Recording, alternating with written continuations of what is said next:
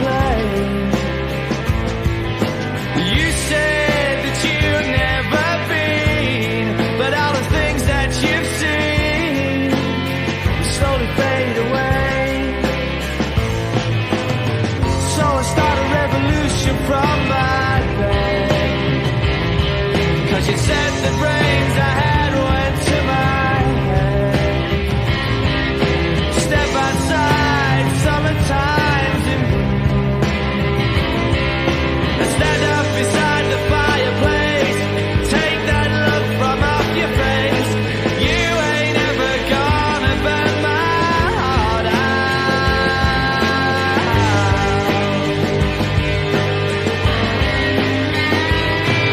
And so Sally can wait. She knows it's too late as we're walking on by. And so slides away. But don't look back in anger, I heard you say.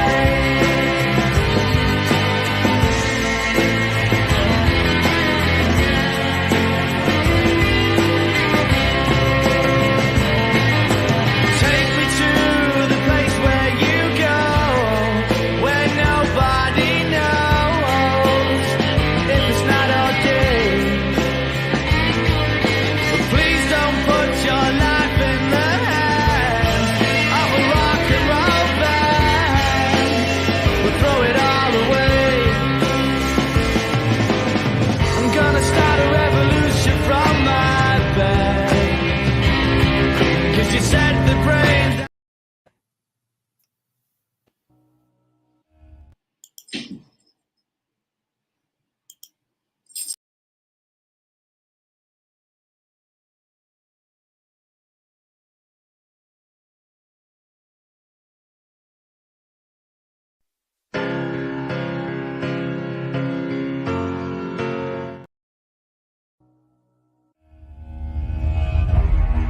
The biggest game of the weekend, LSU, Florida State in Orlando. Looking at two teams that I think last year were bona fide top 10 teams, got better in the offseason, returned a lot of their talent from last year.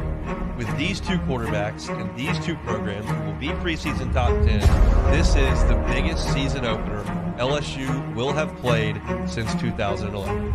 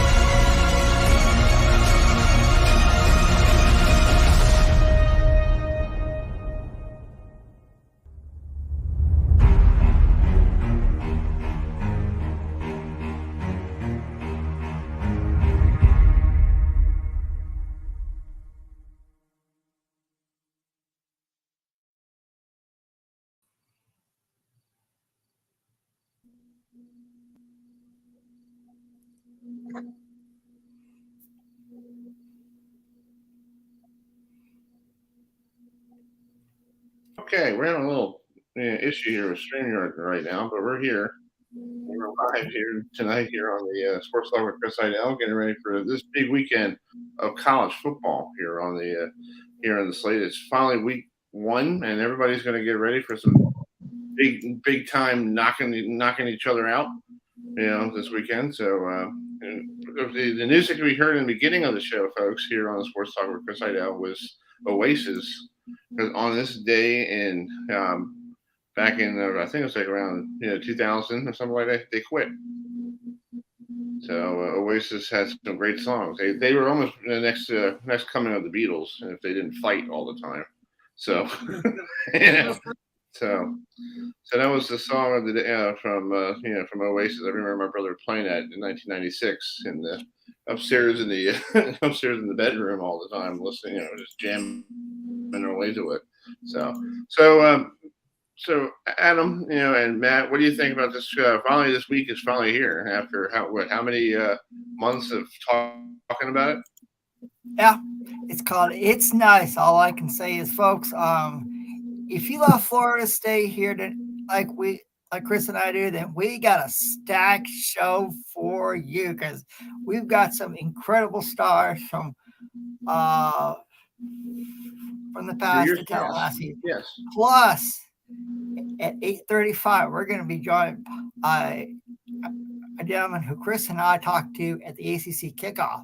ACC Network analyst Eric McLean is going to join us to preview some outstanding non-conference plus the ACC opener for Clemson and Duke next Monday. So, exactly. So stick around, folks. Yes. So let's bring in James Coleman, former fullback for the Seminoles, who was part of the two ACC championship games. Won both of them there when he was with Bobby Bowden. So, hey, James, how you doing? And welcome to the show again. I love having you on. And are you all excited for this week? Are you ready to grab your helmet and go knock some people around like you used to do? Yeah, man, really ready for that. Won 3 ACC championships too. Yeah. Want to make sure.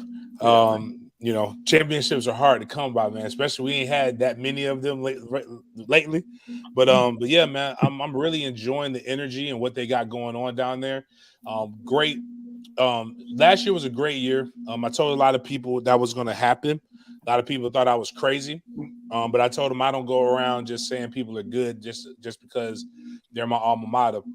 But I think Florida State is doing some good things, and Mike Norvell is a really good coach. Yeah, he's getting better in each year. And I remember first time we saw him, James, we were like, "Who is this guy from Memphis, and why?" We were all like, "Okay, this guy took a Memphis team, scored like so many points, and all right, can he bring it into Tallahassee?" And I know we had the the COVID situation going on and all that stuff. And he didn't really have his first full season until 2 years later. Yeah.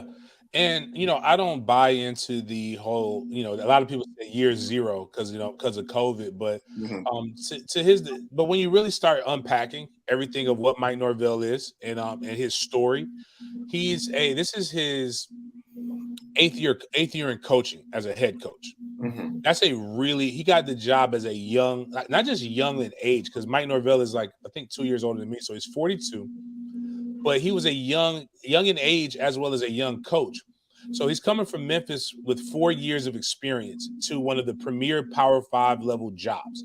And he had to get a lot of on-the-job training. I'm sorry, there's not very many things you could do. You can be prepared for range strategy, bus trips. You can ask for a lot of guidance. But I don't think anybody was alive, or at least alive in coaching, the last time we had a nationwide pandemic, which was the Spanish flu, which in the early 1900s. So, nobody really had a true game plan to get that part scheduled and situated. So for him to have to learn how to do that while you're trying to get to know players, but he made some mistakes. But the one thing that happened is the suspension of the APR. And the transfer portal finally becoming a tool to be used in recruiting. And nobody has really done a better job of that than Mike Norvell. And I think outside of a few hiccups in year 2, playing Mackenzie Milton, probably should not have started him. Probably should have started Jordan Travis then. And maybe this last season could have been even better. But going 5-6 to 10-3, and really having the opportunity to truly be 12-1. I think only one team truly just whooped your butt, and that would have been you can argue Wake Forest or you can argue Clemson, but both of those games you had your shots and your chances. But they should have won more games, and now you return 87% of that production, and it makes you feel even more confident going into the season with a weaker schedule top to bottom. Yeah, James, I was looking at some stats from the notes. 35 straight points, the final 6 games of the year. That's like the longest active streak going into 2023. And that's actually the best since 2013. So that's pretty good. 35 points in a row, and scored in a game. For the final 6 games. Yeah, I think what people don't recognize that Mike Norvell was able to do and able to accomplish toward the end of last season, or after the three consecutive losses, was there was an explosion of offense. You had, and then also the defense really came in and gave you better opportunities. And this was a team that still had some key and significant injuries. He had guys like Micah Pittman, who's now at Utah, who is battling a labrum tear in his hip. Most people don't know that there's a labrum in your hip. A lot more painful than a labrum in your shoulder. I've had that surgery in my shoulder. But you had Jared Verse banged up most of the year. You didn't have Fabian Lovett most of the year. And you just had some where you were weak. You got some injuries in some key weak positions, but you were getting stronger, more consistent on the offensive line. Your running game was getting better, and your passing game had Johnny Wilson emerge. Nobody can say that they thought Johnny Wilson was going to be what he was, because before he got there, I think he had a grand total of like 4 catches for maybe 112 yards. He had more yards that he had in his entire career against Louisville. And during that process, he was going to be he should have been a 1,000-yard receiver, just a little shy of that total. But the biggest thing is Jordan Travis. Jordan Travis really emerged from a guy that people said was a running back that had to throw the ball from times, to saying he can't throw the ball, to saying you can't. The only reason you won games was because you have Jordan Travis.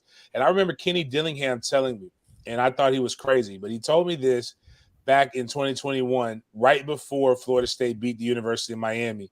He said Jordan Travis, with average athletes around him, is a Heisman Trophy candidate. Mm-hmm. And I was like, wow, okay, that's a big stretch. But when you think about bringing Johnny Wilson, bringing Trey Benson, bringing in, Micah Pittman, some of the guys that they brought in the transfer portal to help make the athletes a little bit better. One could argue that if they would have beat Wake, Clemson, or NC State, Jordan Travis would have been just one of those teams. Jordan Travis would have been in New York City for the Heisman Trophy celebration, which is part of the reason why he's one of the leading candidates right now. And he's on an exciting team loaded with talent. I believe they have, 16 guys have an NFL draft grade. Doesn't mean all 16 are going to get drafted, but there's 16 guys on this team. And what's scarier about it is Johnny Wilson, Jared Verse, Trey Benson, Keon Coleman, Jaheim Bell, Byers, the left tackle. Mm-hmm. No, not Fabian. I'm trying to think who else. There's a couple other guys I can't remember. Everybody's talking about them making it to the NFL. All those guys can come back if they want to. That's awesome. So that's the craziest part, is that they all still have remaining eligibility if they choose to come back. I think Adam's trying to get some eligibility. Adam, go right ahead. Yeah. James, you mentioned Jordan Travis, and Chris and I really enjoyed hearing him at the ACC kickoff in Charlotte. And Jordan came back to Tallahassee to win a national championship. And the last time Florida State won a national championship, another quarterback with the first name starting with a J won, and that was Jameis Winston. So, James, in your opinion, do you think Florida? I know Florida State. If they were to make it, to a semifinal again, they would probably have to play either Alabama or Georgia or some team from the SEC. But do you think Florida State has a good shot this year to bring home another national championship to Tallahassee? I think they do. I think Florida State is the only team that creates a unique matchup with Georgia. Now, Georgia is the dominant team. Georgia is a team that can go out with 5 tight ends, or they can go wide with 5. They can spread it out. And with Carson Beck, that gives them a brand new dynamic, because now they have a true quarterback and not a guy who's a game manager. So Carson Beck can take over a game with his arm talent and his arm strength. But what you have at Florida State is you have a guy, not at Jordan Travis. Now, if I'm getting too technical, you guys tell me to chill out because no, go ahead. I'm You're going all to geek good. out All here. good. All It's good. very simple system. It's called the RPO, run pass option, which Florida State is going to, which Mike Norvell really likes to do. Now, granted, you have guys like Trey Benson, who is one of the returning yards after contact guys, so you have to account for him. So there's 11 guys on defense, 11 guys on offense. Defense has rules. You have to account for people. So let's say what happens when you walk out Keon Coleman, Johnny Wilson, and let's just say Destin Hill, because it could be Destin Hill and a bunch of other guys who can play that slot receiver, but we'll go, or Winston Wright, who we haven't seen much of either of those. Winston Wright's coming off an injury. But that's 3 wide receivers. 2 are very dominant, almost had 1,000 yards that you have to account for. Now, at tight end, we're going to bring a guy named Jaheim Bell, who is a dynamic wide receiver, who's about 6'2", 6'3", 230, between 230, 240 pounds. All right, so now we got 3 wide receivers, so that takes 3 DBs. Are we going to have 2 safety high to help those guys and to be able to account for the tight end? That's 5 people accounted for. That leaves 6 people left in the box. Yards after contact guy, Trey Benson. You better make sure you have somebody to monitor him, or he's going to eat. That leaves 5 to block 5, and it leaves 1 person open, and that's the X factor, Jordan Travis. So let's say we're faking the play action. We're reading the backside end. That backside end crashes. Now Jordan can use his legs, and now he has the throw or the ability to run.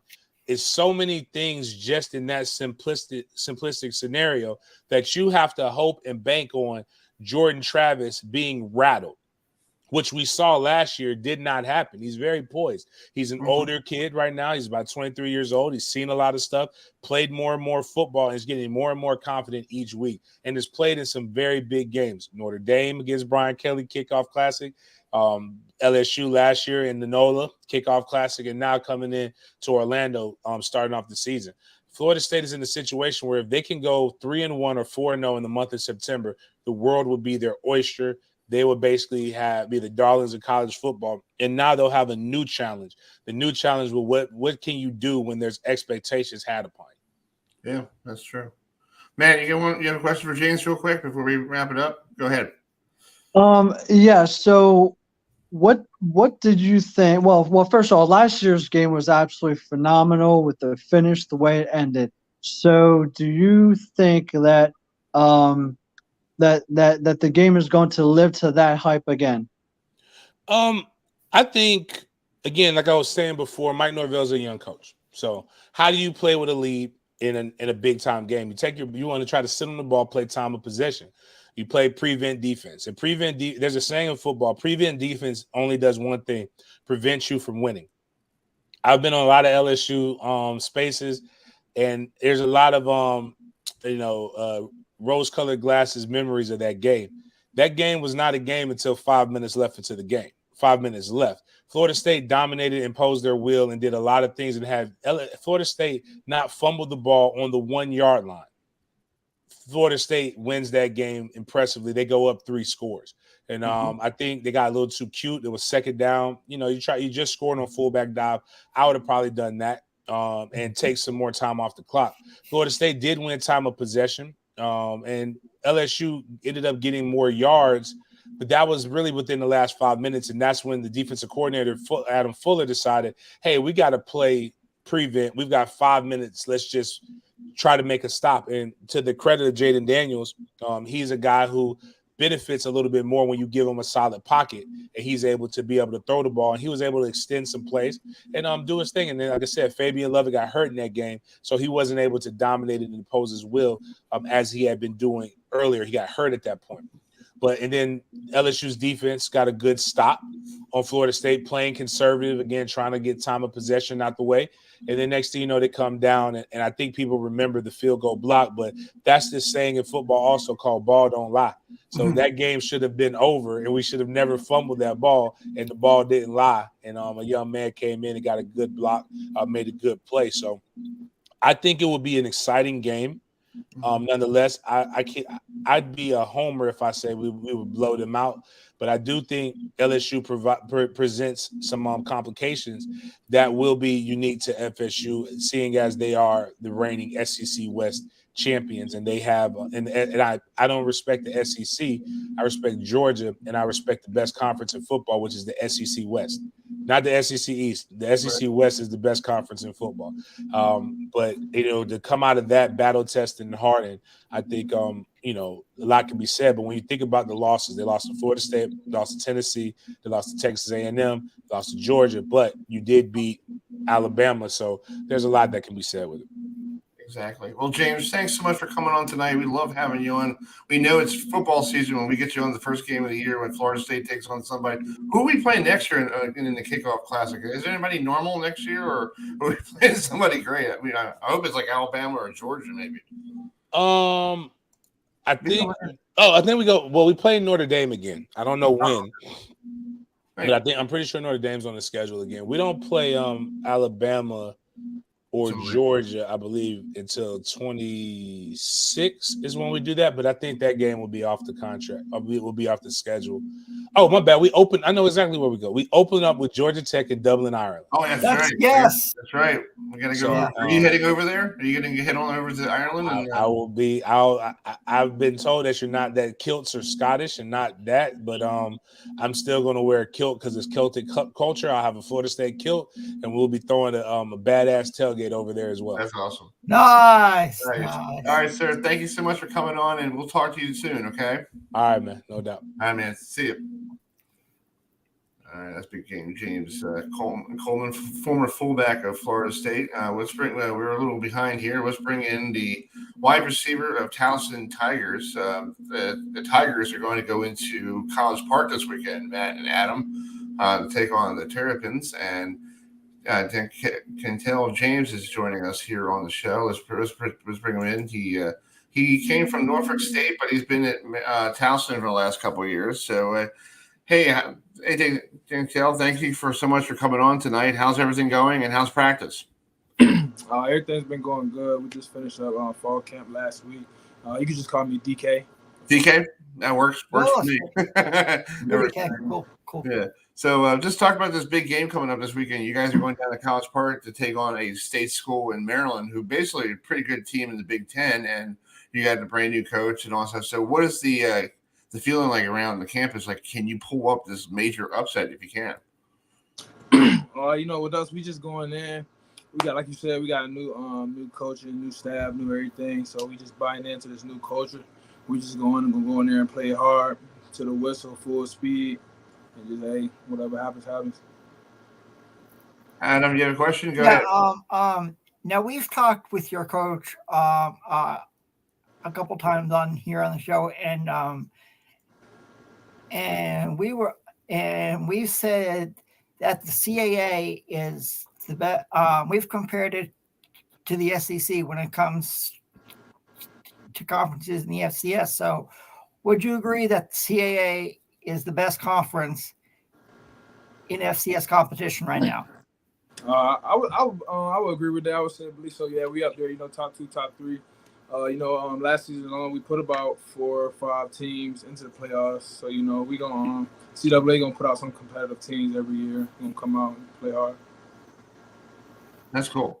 So just talk about your quarterback. Who's going to be throwing you the ball on Saturday if we're watching this game on the Big Ten network?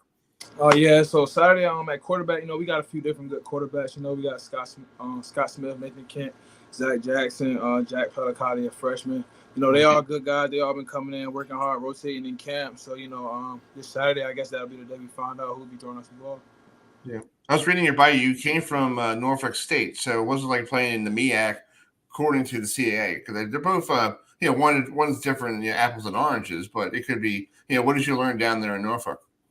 Coming from Norfolk State, it's just it's HBCU football. We don't have we didn't have all the, resources and stuff the CAA has.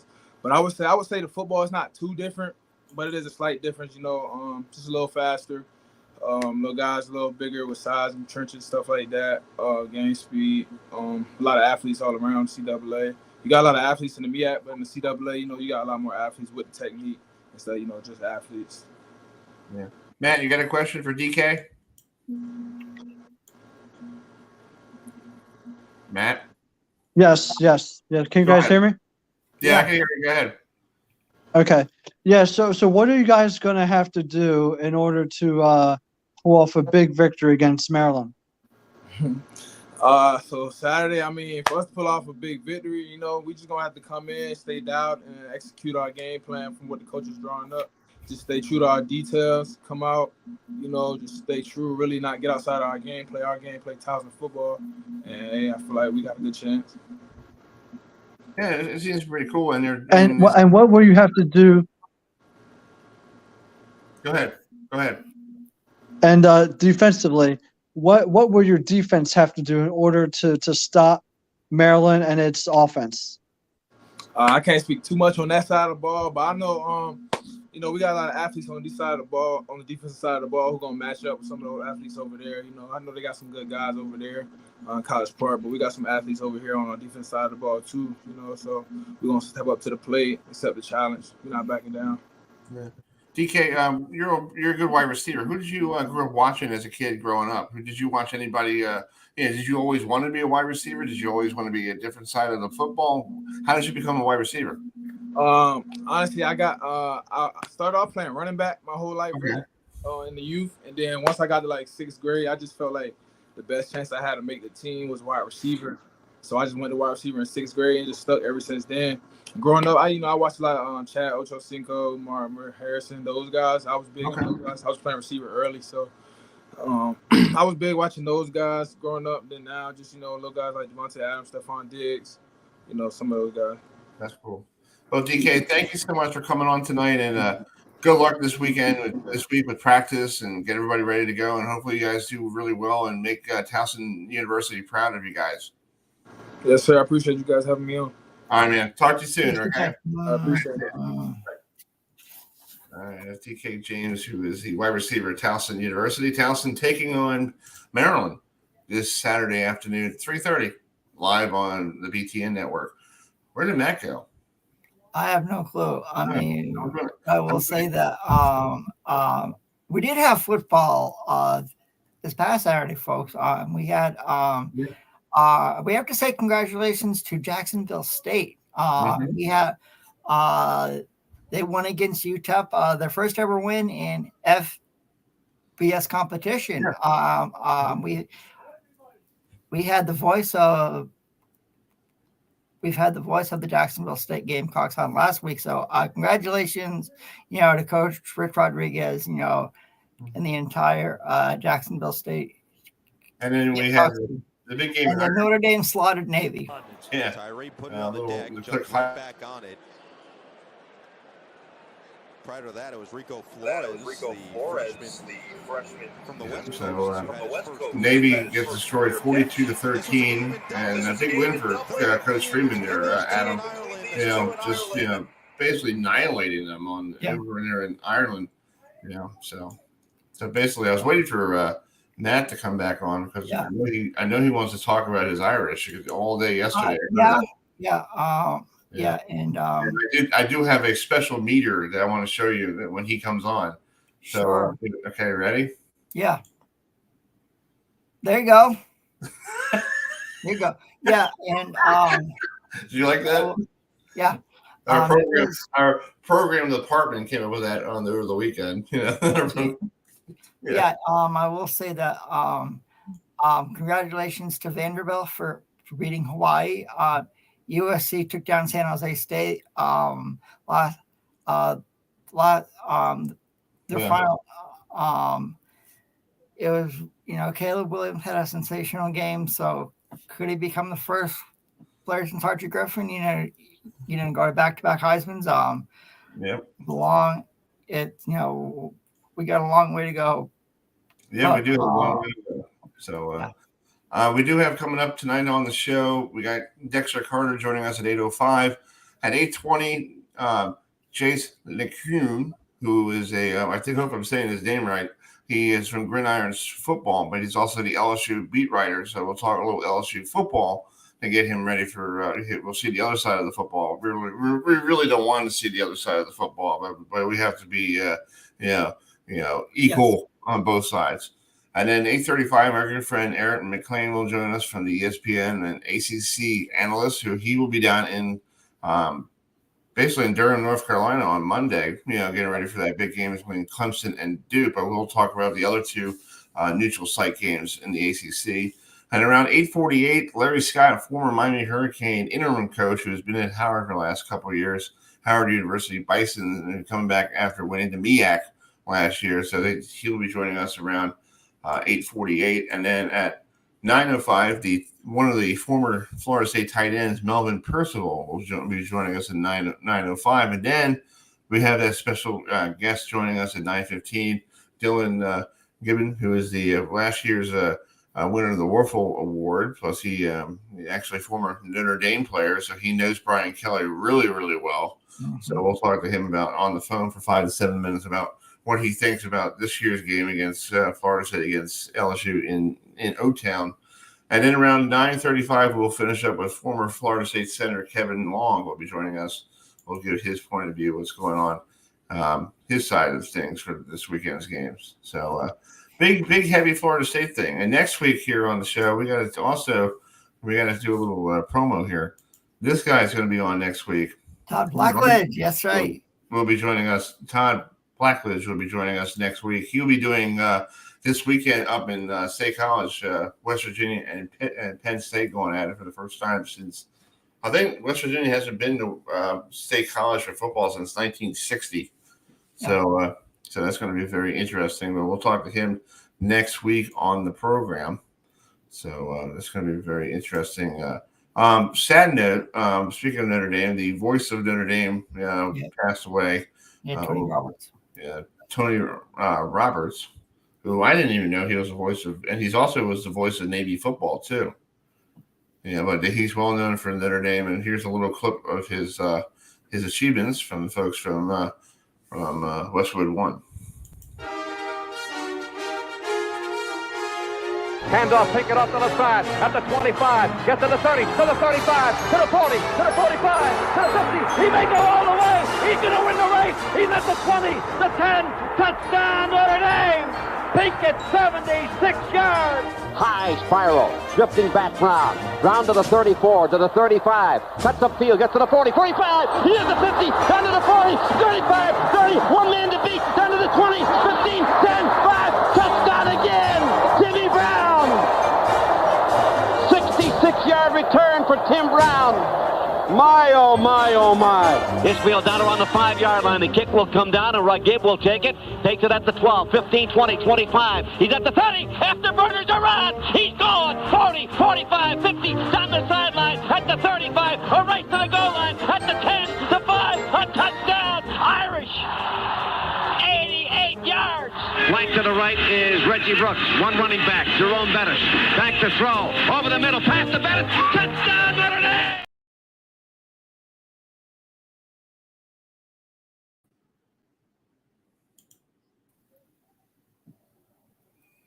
Well, Adam, it's just like classic broadcasters. We grew up watching and listening to. Like, people don't realize. We idolize ourselves as broadcasters behind people who we grew up watching. Yeah. Me, I grew up listening to Bob Murphy. The New York Mets. Like, oh, Bob Murphy, and welcome to Shea Stadium in New York, everybody, for the Mets and Padres. Yeah. And then Saturday afternoons on ABC. On the Professional Bowler Store. Bob Barton, Chris Schenkel and Nelson Burton Jr., who, taught us everything about bowling. Yeah. And for me growing up in New England like I did, I can remember the great Jerry Remy. Right, yeah. The Boston Red Sox. And I remember him and Sean McDonough, calling games on NESN, the New England Sports Network, and WSBK TV 38. We might get Sean. We might get Sean on later in the year. Yeah. So. And here, when I moved down here, I mean, it was, Skip Carey, the voice of the Atlanta Braves. I mean, it was. Yeah, I loved watching Braves games. Hello, Skip Carey. Here's Marquise Grissom, batting 245 with 5 home runs and 10 RBIs here against Dwight Gooden. Here's the pitch, base hit, and Marquise Grissom gets the Braves on the field with a base hit.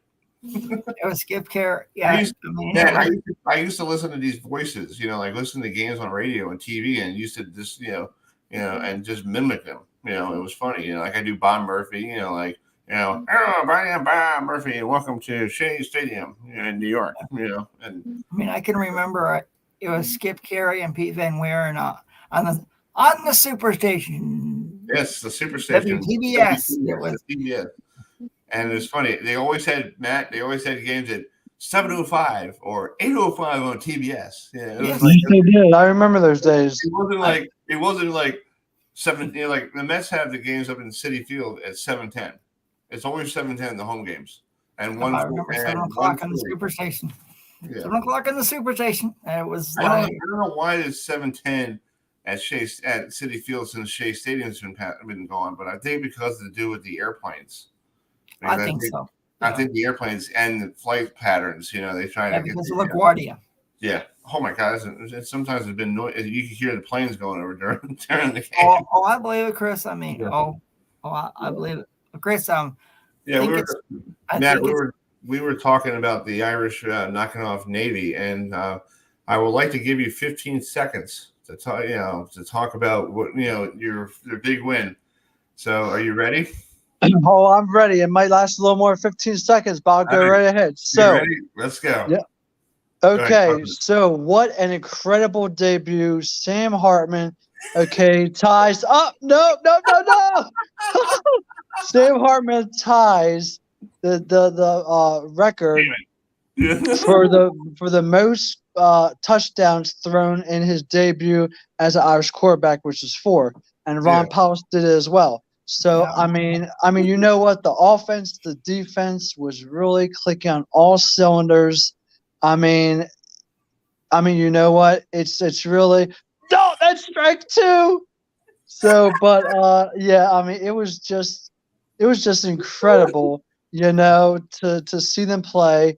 But you know what, guys? That is, I don't think that the Irish played a phenomenal 4-quarter game all year last year. I don't think they played 4 quarters that great a whole game.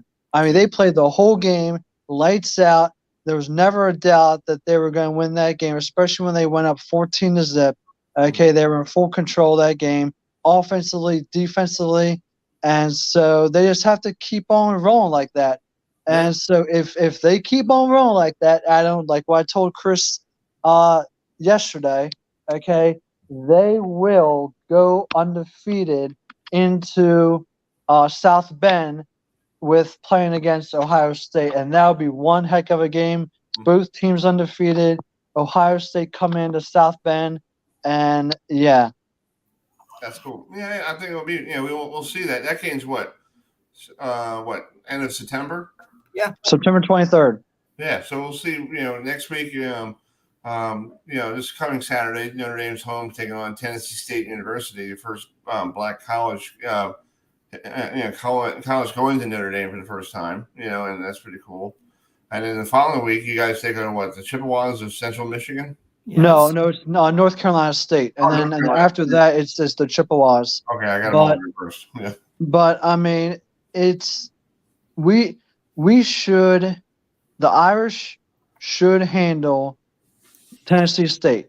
They should go ahead, and really the score should be the same as what the Navy game was. Maybe a little more. But the score should be really just about the same. Now, North Carolina State will be a little tougher of a test. So I'm not saying a lot tougher, but a little bit tougher, and we'll see how they play with North Carolina State if they blow them out as well. And I'm assuming they're going to blow out the Chippewas. Then Ohio State, watch out.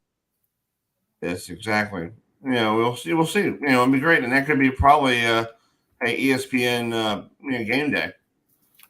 Could happen. Well, it won't be on ESPN. It'll be on NBC because they're a home game. So it will definitely be on NBC. Now, it might be a night game, so it might be one of It those is a night prime game, time I do NBC believe. games. It is a night game, I do believe. It is? Well, yeah, that's going to be one heck of a matchup. I'm hoping both teams are undefeated going in, and what I saw was a tremendous improvement from the first game last year that the Irish had. So we'll see. I mean, they got a much better quarterback. We'll see if the wide receivers, the defense, special teams can just keep on playing like they are. So, again, it's just a one game. They got 11 more games to go. And you guys, for Florida State Seminoles, okay, you guys are going to have a very tough battle against LSU. But you know what? Seeing what I saw last year, you guys should have blown out LSU in all reality. So who knows? You guys might blow out LSU this year. Exactly. Well, we're still waiting for Dexter Carter to join us here on the program. I guess he's running a little behind schedule. You know, like told him 8:05. I guess he's watching his son play football. But did you hear what the only good thing going on in New York right now for the Mets is they're retiring somebody's special, two of the special players. I saw that. Yeah, so let's bring the video in real quick here. Dwight Gooden, the ninth teenager to play for the New York Mets. Strike three, he did it. Nothing has been better than this, and it's one of the best days of my life.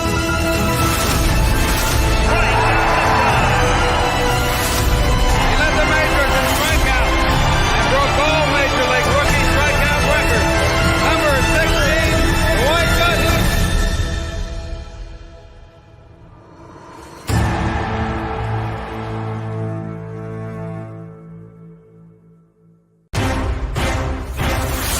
How sweet it is.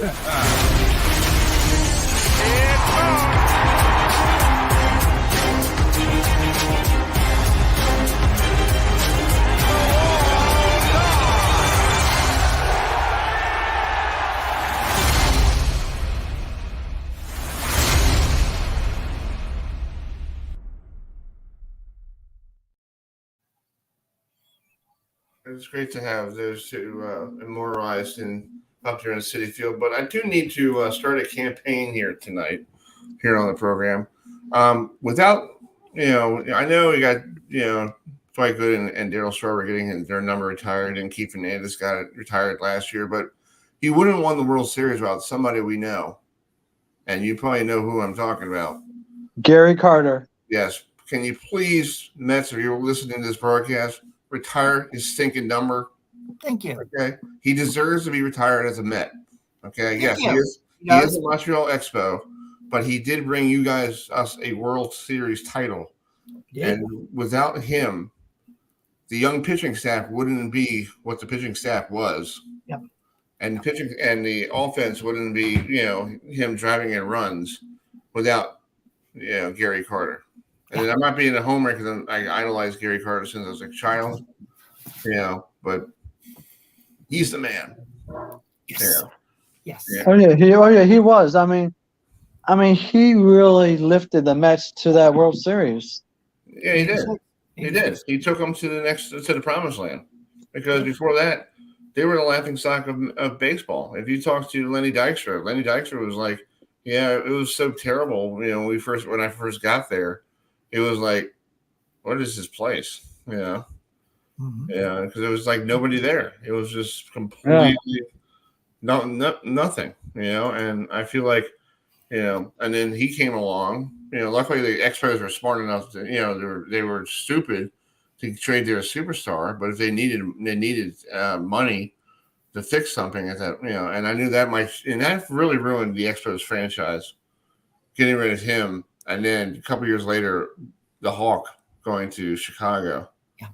Because if they paid those both two players, the Mets would have won the World Series in '86. True. And the Cubs wouldn't even be in the NLCS in '88 without the Hawk. Oh yeah. Yeah. So anyway, so it's 8:12 here on the program. So that's our little tribute to the Mets. Are going to be retiring, two legends of the game for the folks that who followed the Mets since I was a kid. The doctor, and Adam, I didn't tell you. The doctor has a son that plays wide receiver for Maryland. Yes, he does. I knew that. So I might run into him. You never know. I might run into the doctor. I did run. Yeah, I mean, that was, Chris, you forget, that was also my generation because I can remember when Doc Gooden and Darryl Strawberry were at the Mets. Those two were, you had Doc Gooden, you had Darryl Strawberry, you had Keith Hernandez, you had Gary Carter. I mean, you want legends, those four are legends. And I'm so happy to see they're finally retiring Doc Gooden and Darryl Strawberry's numbers. It's about time. And now we need Gary Carter, and everybody will be happy. Yes. Then you get Gary Carter, and then you get what's his name? Wally Backman. You need Backman because Backman was that, and maybe Lenny Dykstra because Dykstra started that lineup off with a drag one or stealing first, stealing second, third, getting dirty, But without Carter, I don't think the Mets would have won the World Series in '86. True. No, you guys won it. I mean, no, it was because of Gary Carter. Yeah. So Chris, why do you think they're not giving Gary Carter enough credit? And don't forget, Chris, they see each other as I think the Mets see him as an expo. I see him as I see Gary Carter as a Met. I mean, I grew up watching. I was a Met when he became a Met in '85. My dad, my father, and I. My father taught me how to hit like Gary Carter. Yeah. I mean, when I think of Gary Carter, I don't think of the Expos. I think of the New York Mets. I think of them as a Met. I mean, I think of him as a Met. And then he went off to the Giants and Dodgers, and then went back to Montreal to retire. But to me, it's like he's a Met, but he came up with an Expo, and they called him the Kid, and that's why I got upset one time when they called Bryce Harper the Kid. I'm like, excuse me? There's only one kid. That's Gary Carter. And it's Gary Carter, and that guy played his heart out. He ran all over the place. Like Adam. I got to show you a video one time down the road. It was a base hit up the center, center field. He goes up behind, backs up the first baseman. The guy coming around third, coming to score. He runs back from first base all the way to the home plate and gets the guy. There you go. Nice. You don't see that in baseball anymore, Matt. You don't see the catcher running from first base all the way back to the home plate to get the guy. Nope, not at all. Breaking and that guy had more cortisone shots than you ever thought, Yeah. And when another thing you don't see is when Derek Jeter ran and dove into the stands in a playoff game for a baseball, and he had a bloody, I think, arm or face or something. And I mean, you're not going to see that kind of effort from these ball players. I mean, that kind of effort is long gone. I'll go back to the bloody sock game that Kurt Schilling had when he was a member of the Red Sox against the Yankees, and it's like, I mean, if the Mets didn't win the World Series in '86, we have never had the infamous Buckner through the legs. Exactly. Oh yeah. I still remember there's a picture of it was Game 5 up there in Boston, and Gary Carter had 2 home runs, and one of the home runs you can see his eyeball. Good man, I was 4 years old at the time. He lit up because it was a guy, Al Nipper, threw him a meatball pitch, and he was like, "Oh, you just did something stupid here," and he put it over the old Green Monster for. Yes, he did. Yeah. And went into the gas station. Yeah. That's before the Green Monster seats, I mean that baseball went on the Yawkey way, and I can say. Yeah, I remember those days. I was a little kid, but. Well, we'll try to get Dexter Carter on down the road. I don't know what's going on. Maybe he forgot. I texted him all week. I texted him on yesterday, made sure he had the link, and he said he got it. So I guess something came up, or he forgot. But if he logs on anytime during the show, we'll just throw him in. Okay. Yeah. Sure. Even if he throws in when Eric comes on, it's not a big deal. This is fascinating. I was doing some research. Did you know the last time LSU beat Florida State, you have to go back to 1982? Wow. I was 1 year old. Yes, I was not even. I was 1 year old. I didn't even know what football was. I was still in my crib. Oh yeah, You Chris. were a young Yeah, whippersnapper. Chris. Yeah, I'll throw in a little. Yeah. I'll throw in. Bring in our next guest, folks. You go to our Twitter page right now and vote on our Twitter page or X. Who's going to win this Saturday between Florida State and LSU? Sunday, September 3rd. Yeah, this weekend. So big game on Sunday. So let's bring Adam. You want to bring this next guest in? Sure. We've talked about Florida State a lot here on the show tonight, but now it's time to switch gears, and it's time to go on down to the bayou of Louisiana. And they're dealing with some trouble down there on the LSU campus because one of their stars will not be playing against Florida State this Sunday. So to get a preview from the other side, we've got somebody from Gridiron Football who is a beat writer for the LSU Tigers. So let's bring in Jace Lejeune, who is a beat writer down there. So Jace, thanks so much for joining us tonight. And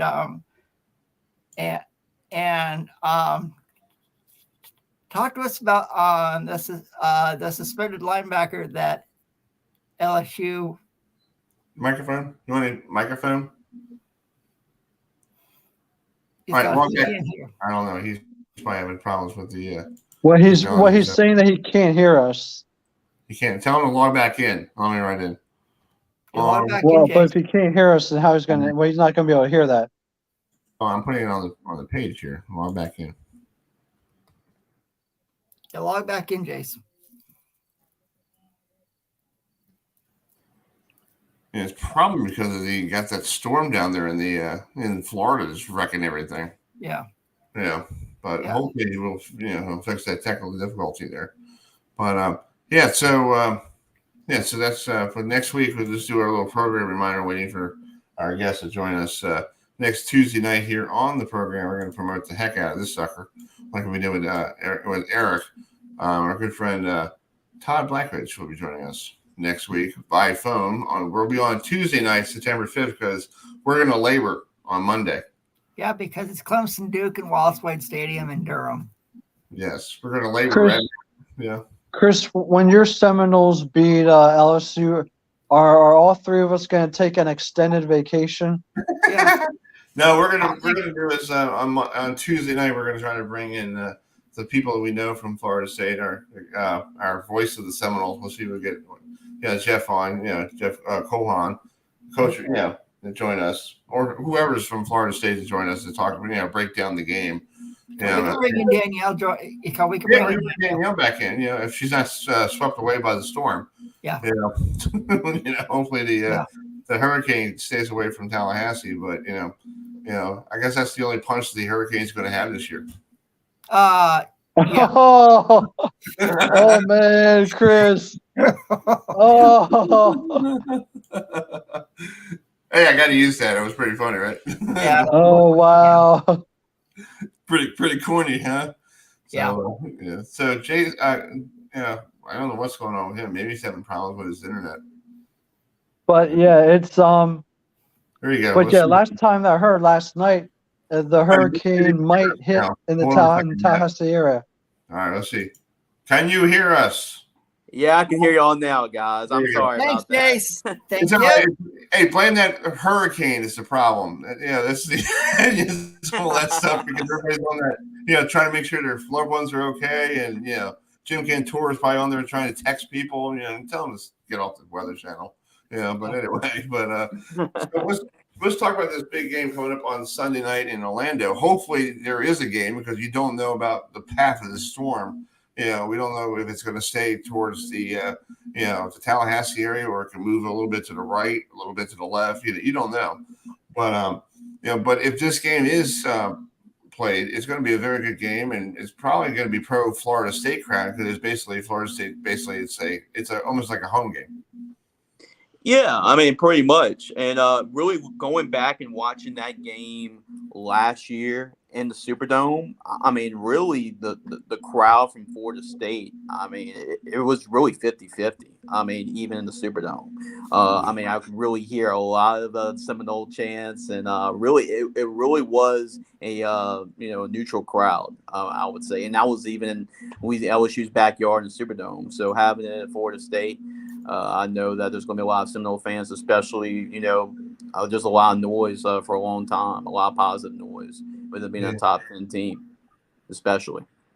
Well, let's talk about Jordan Travis. Yeah, it seems like every year he's growing up to be a better quarterback. The first year he started, he transferred from Louisville to Florida State, and he's like, oh, who's this guy going to be like Slash, like Cordell Stewart? Like maybe run the football, maybe throw the ball, maybe a couple times, and then it seems like every year he's been growing up to become better and better as a quarterback. And we, Adam and I saw him down at ACC kickoff, and I asked him all about this hype about Heisman. And I said, how do you keep yourself away from listening to this? I'm sorry, the word crap, because you hear it all the time.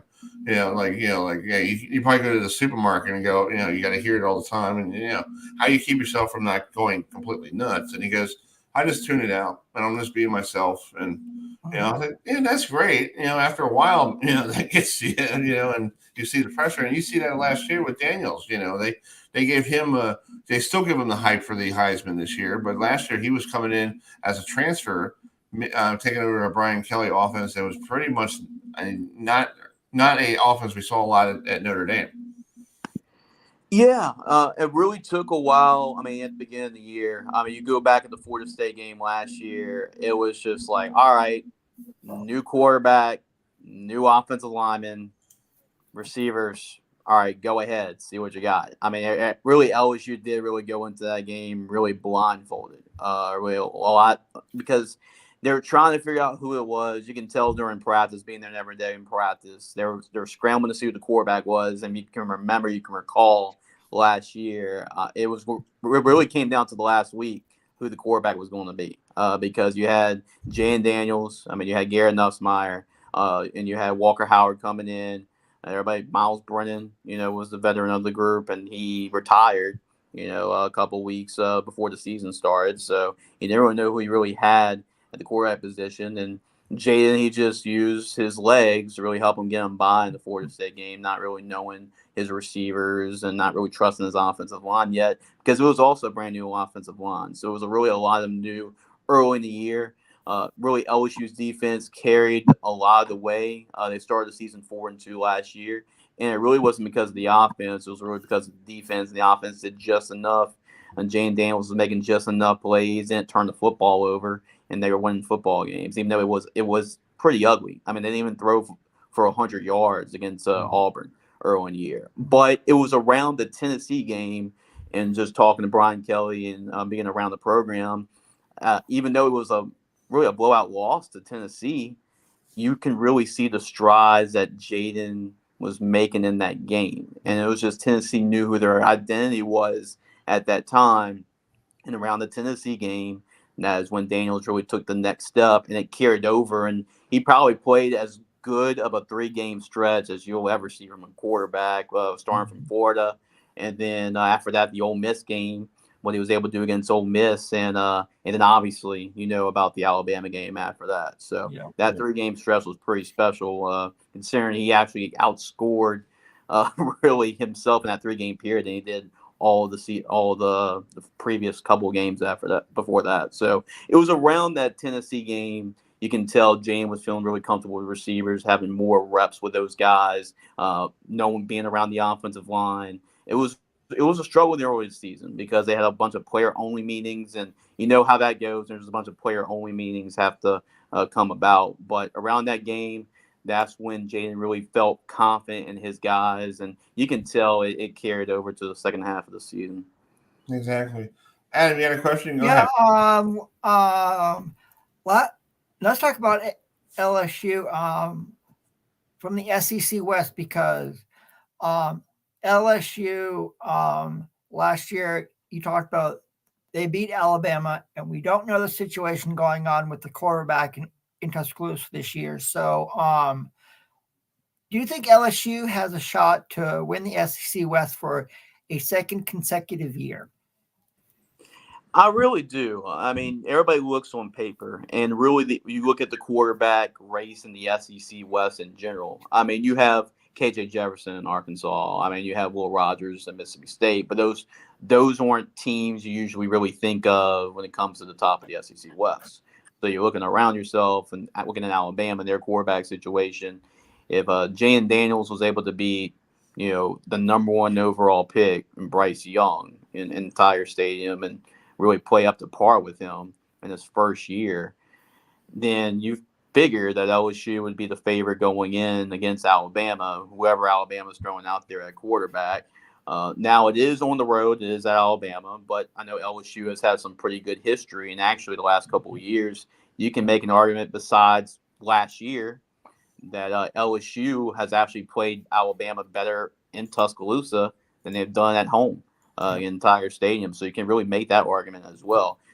So on paper, you look at it on paper, LSU should be the favorite against Alabama to win the SEC West, but Alabama has one advantage to their side. That means they have pretty much the greatest college football coach that ever graced planet Earth, and Nick Saban. So having a guy like that as your head coach can give you a lot of advantages. So coming to the season, LSU has a really good shot of winning the SEC West just because a lot of familiarity, right? Yes. Which is totally opposite of coming to the season last year, because as I mentioned, going to Florida State last year, you didn't know who the quarterback was. You didn't know what the offense was going to really look like. You didn't know what the offensive line was going to look like. Now it's you know going in. You know who the quarterback is. You know who your starting 5 offensive linemen are. You know where your receivers are. And really a lot of that has to really tell with the freshmen that stepped up, like Will Campbell, left tackle, Emory Jones at right tackle, Mason Taylor at tight end. So those guys stepping up gives LSU a lot of familiarity, at those positions, and really gives LSU a really good shot this year. Obviously, a lot of things have to go their way. Injuries is really a big thing for any football team. So staying healthy is really big. But if you look on paper, LSU should be the favorite again in the SEC West just because of familiarity. Yeah. Well, I know Matt, my friend Matt, knows all about Brian Kelly, because he's roots for Notre Dame. So, Matt's used to seeing this type of offense. But Matt, what did you see last year in the this game down in New Orleans? Was it totally different, or is it the same you saw in South Bend? It's a totally different Brian Kelly that I saw from South Bend. He coached much differently from what I saw in South Bend. It's just I saw a different coach and everything. And so the play calling to his level of aggressiveness, he was rather conservative with some of his calls, with quite a few of his calls in South Bend. And so, so it's definitely a different coach, different schemes, different plays. So it's going to be a good season, I think, for both Notre Dame and LSU. Here's my thing. With them playing Florida State coming up this weekend, what will LSU have to do in order to pull off the victory? Yeah, I mean, we actually had a press conference with Brian Kelly today, and he was really talking to the media. And the first thing he stated is both teams, if you really look in the mirror, LSU and Florida State really mirror each other in a lot of different ways. For example, quarterback. You got Jaden Daniels, Jordan Travis. These are guys that could be sleepers when it comes to the Heisman this year, and they have a really good season. They're both athletic. They can extend plays with both their arm and their legs. They have deep running backs behind them. They got talented receivers. Both teams have really talented receivers, one with the quarterback. And then you look on the defensive side of the football, you have a game changer. Both teams have a game changer. Versus Florida State, and then Harold Perkins for LSU. So a lot of different ways. Both teams are pretty much exactly the same in a lot of ways. But it's going to come down to, who makes the less mistakes. And really last year what cost LSU was special teams. Was a lot of the muff punts. Malik Neighbors had a couple muff punts last year. a lot of mistakes, and LSU didn't get off to a good start. And they missed on some opportunities. I remember Keyshawn Butte had a chance to catch a touchdown on that first drive. He doesn't end up getting it. LSU has to settle for a field goal. There were some blocked field goals at the block extra point at the end of the game. So really special teams and how much improved LSU is really in that area. I mean, could end up being the difference, because that was the difference. That ended up being the difference in last year's game. So do you think LSU is going to go ahead and get into the playoffs? Yes. Yes. I mean, they very well could. There's always a situation where two SEC teams could make the college football playoff. Now, this really goes down to really this game, because if they beat Florida State, and let's just say they can afford a loss, so they do. If they lose to Florida State, they can't really. There's no margin for error. But if they beat Florida State, and let's say they lose to Alabama, I mean, there's always a window there that you can get two SEC teams in there, and especially what's going on in the rest of the country. You know, if really the only situation this doesn't happen is if like you have an undefeated Big Ten champion, undefeated ACC champion, and Georgia goes undefeated, then USC has a really good season. It's going to be hard for LSU to get in there. But if LSU, obviously, you win the SEC championship, you put yourself in a position to go in the playoff, obviously.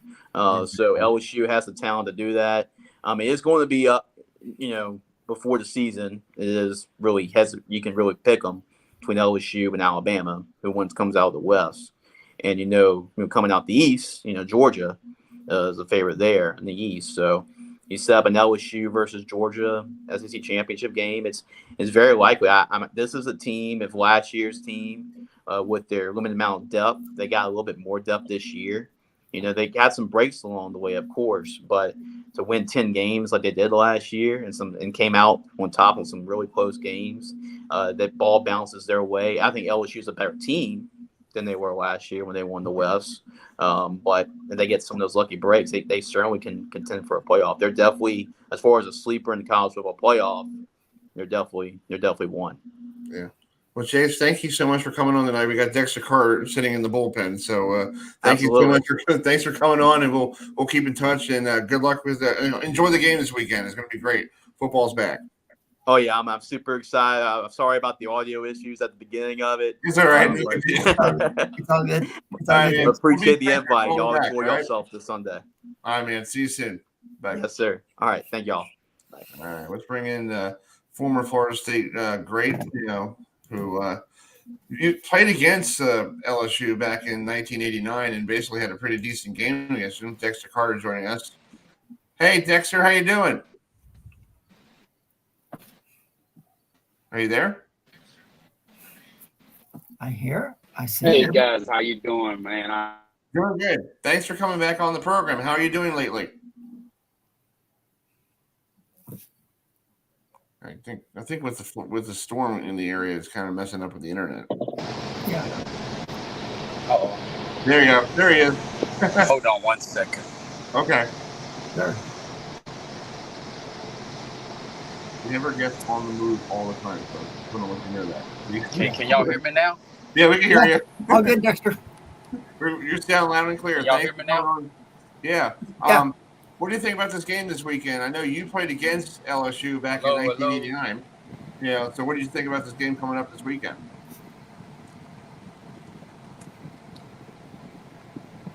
I think we're having problems with the internet here. So let me log back on. Hey, can y'all hear me? Yeah, we can hear you. Can you hear us?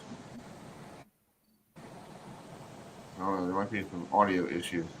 All right, let me give him a call. Okay, I'll give you a call. Okay, hold on. All right. Hey, can y'all hear me? Yeah, I can hear you a little bit. Yeah. All right, let me give you a call. All right, hold on. All right, let me give him a call. Cool. Let me call him on the hotline here. It could be because of the weather. Yeah, you never know. Yeah. So let's just bring him in. So let's bring him in here.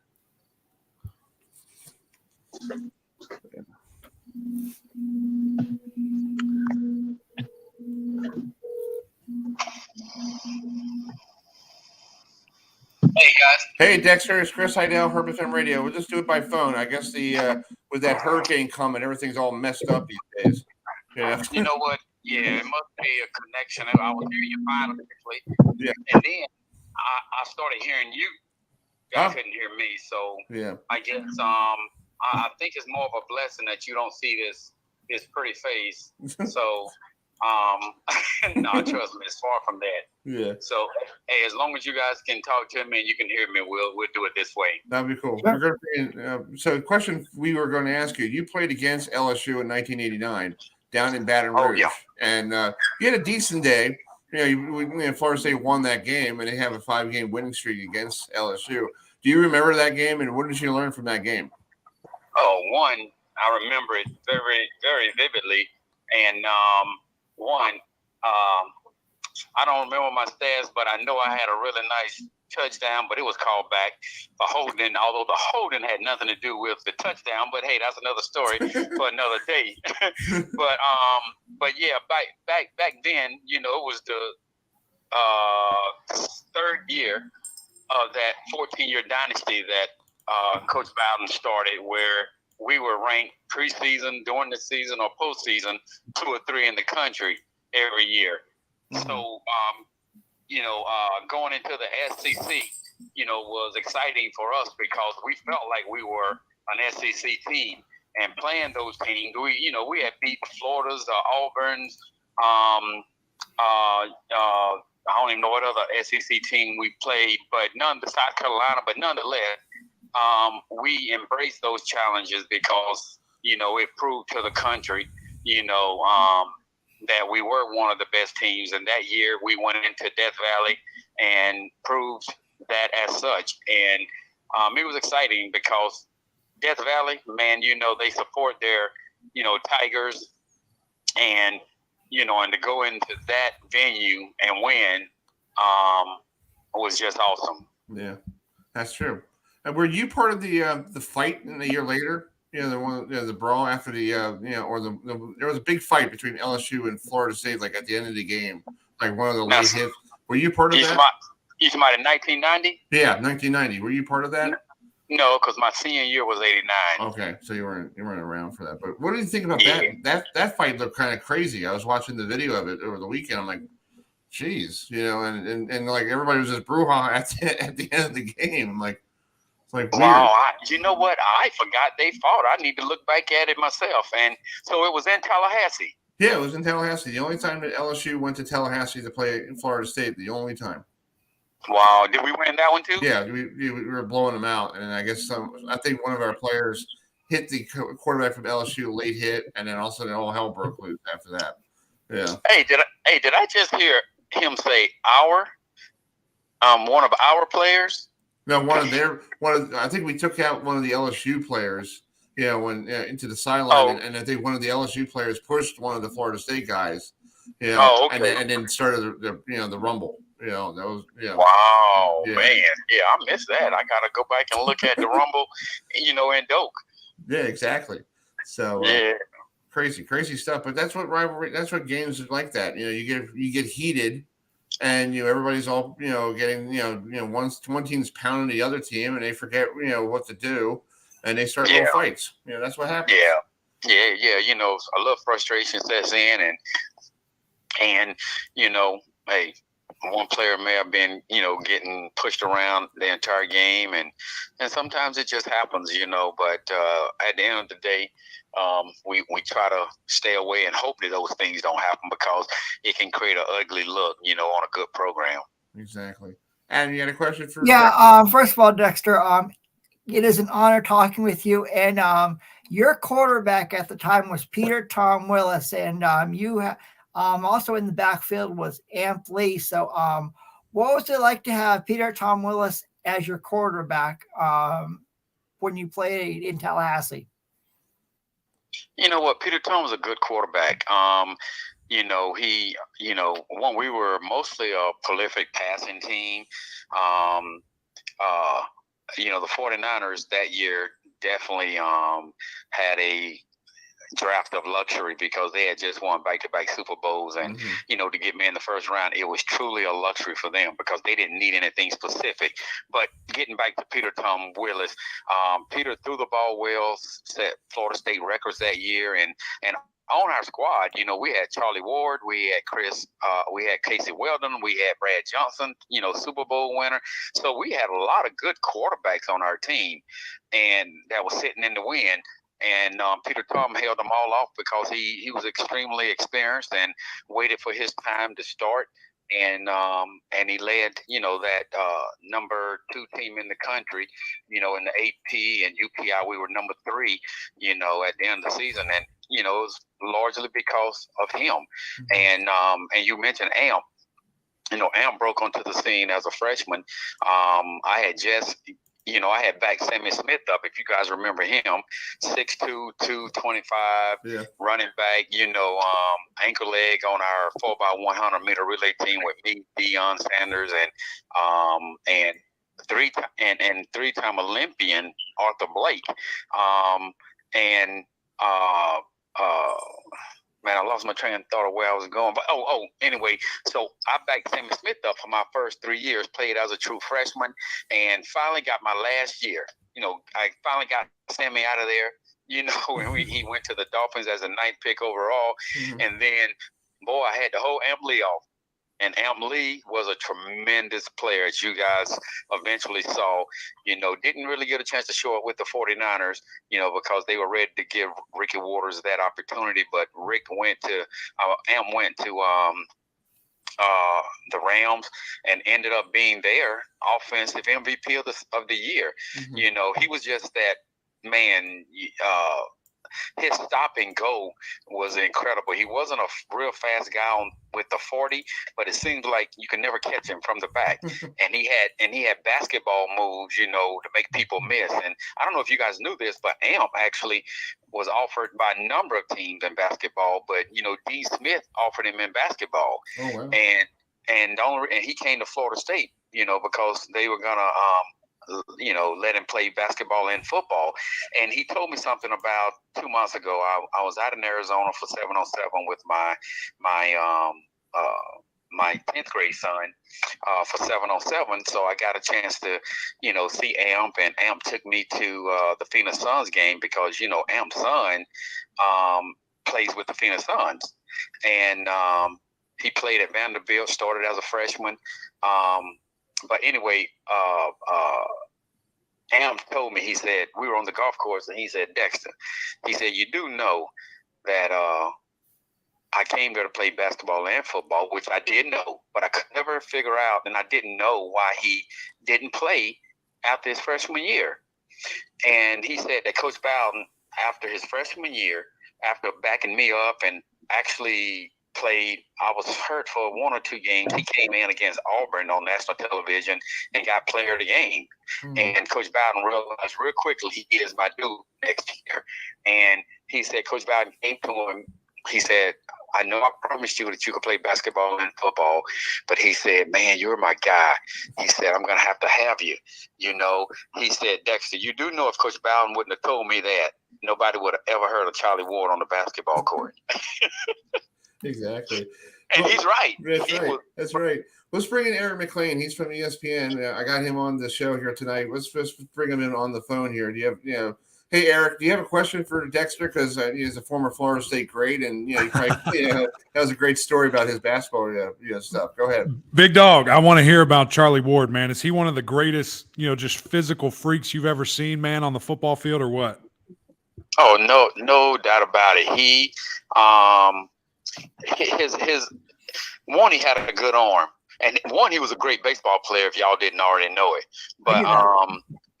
But he had that elusiveness, and he had some of that stop and go, not real fast, but make you miss crossover that people saw on the basketball court. That's right. Why when people missed him, when he would run the ball, in football.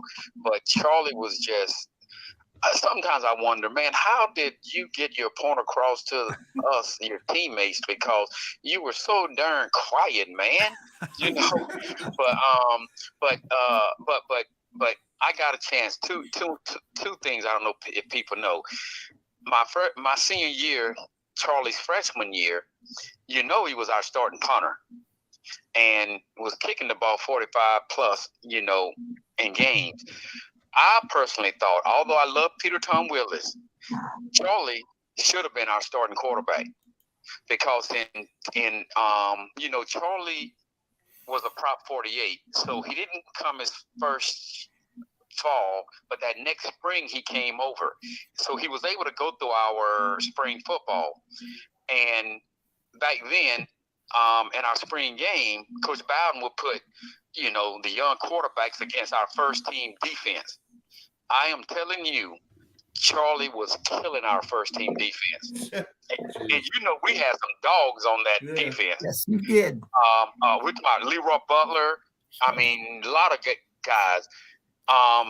Coach Bowden had to bench him at halftime because our defense couldn't stop him.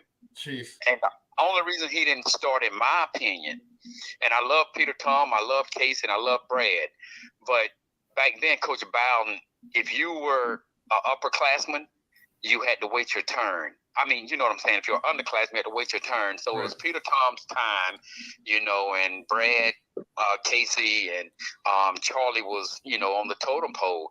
But Charlie was, I believe Charlie could have did what he eventually did his freshman year. Mm-hmm. Just a great guy, my man, on the field, and of course people know off the field. But he was definitely a baller. So what you thought about him was absolutely true. Yeah. Well, Dexter, thank you so much for coming on, and maybe Eric could get you on his podcast maybe down the road. That's right. That's right. We'll make it happen. Yeah, a little. Absolutely. Absolutely. Just keep in contact with me, and thank you for being patient and understanding on, tonight. And don't hold that against me. Oh no, you're good. You're good. All good. All good. All good. Yeah, for the future podcast, because I want to do it. Just let me know when you want me on. Okay. Thank you so much for coming on, and we'll talk to you soon. Thank you guys so much. Have a good night. Yes, sir. All right, that's Dexter Carter. Now, Eric, how you doing? What's up, guys? Man, it sounds like I wasn't late to the party. It sounds like I'm just on time, man. This is good. This is good. You came at a perfect time. That's right. That's right. I love it, man. Hey, it's great to see you guys. I see all that garnet and gold in the background. We're feeling good, baby. Yeah, exactly. Exactly. Let's talk about this game on Sunday night. We've been talking it all evening long. What does Florida State got to do? We saw you at the ACC kickoff. We probably talked about this throughout the 3 days, and everybody started talking about it. Even afterwards. What does Florida State got to do to basically knock off LSU? Basically this is a home game in Orlando, pretty much. Yeah, and get Florida State back on the map. Yeah, it's interesting, man.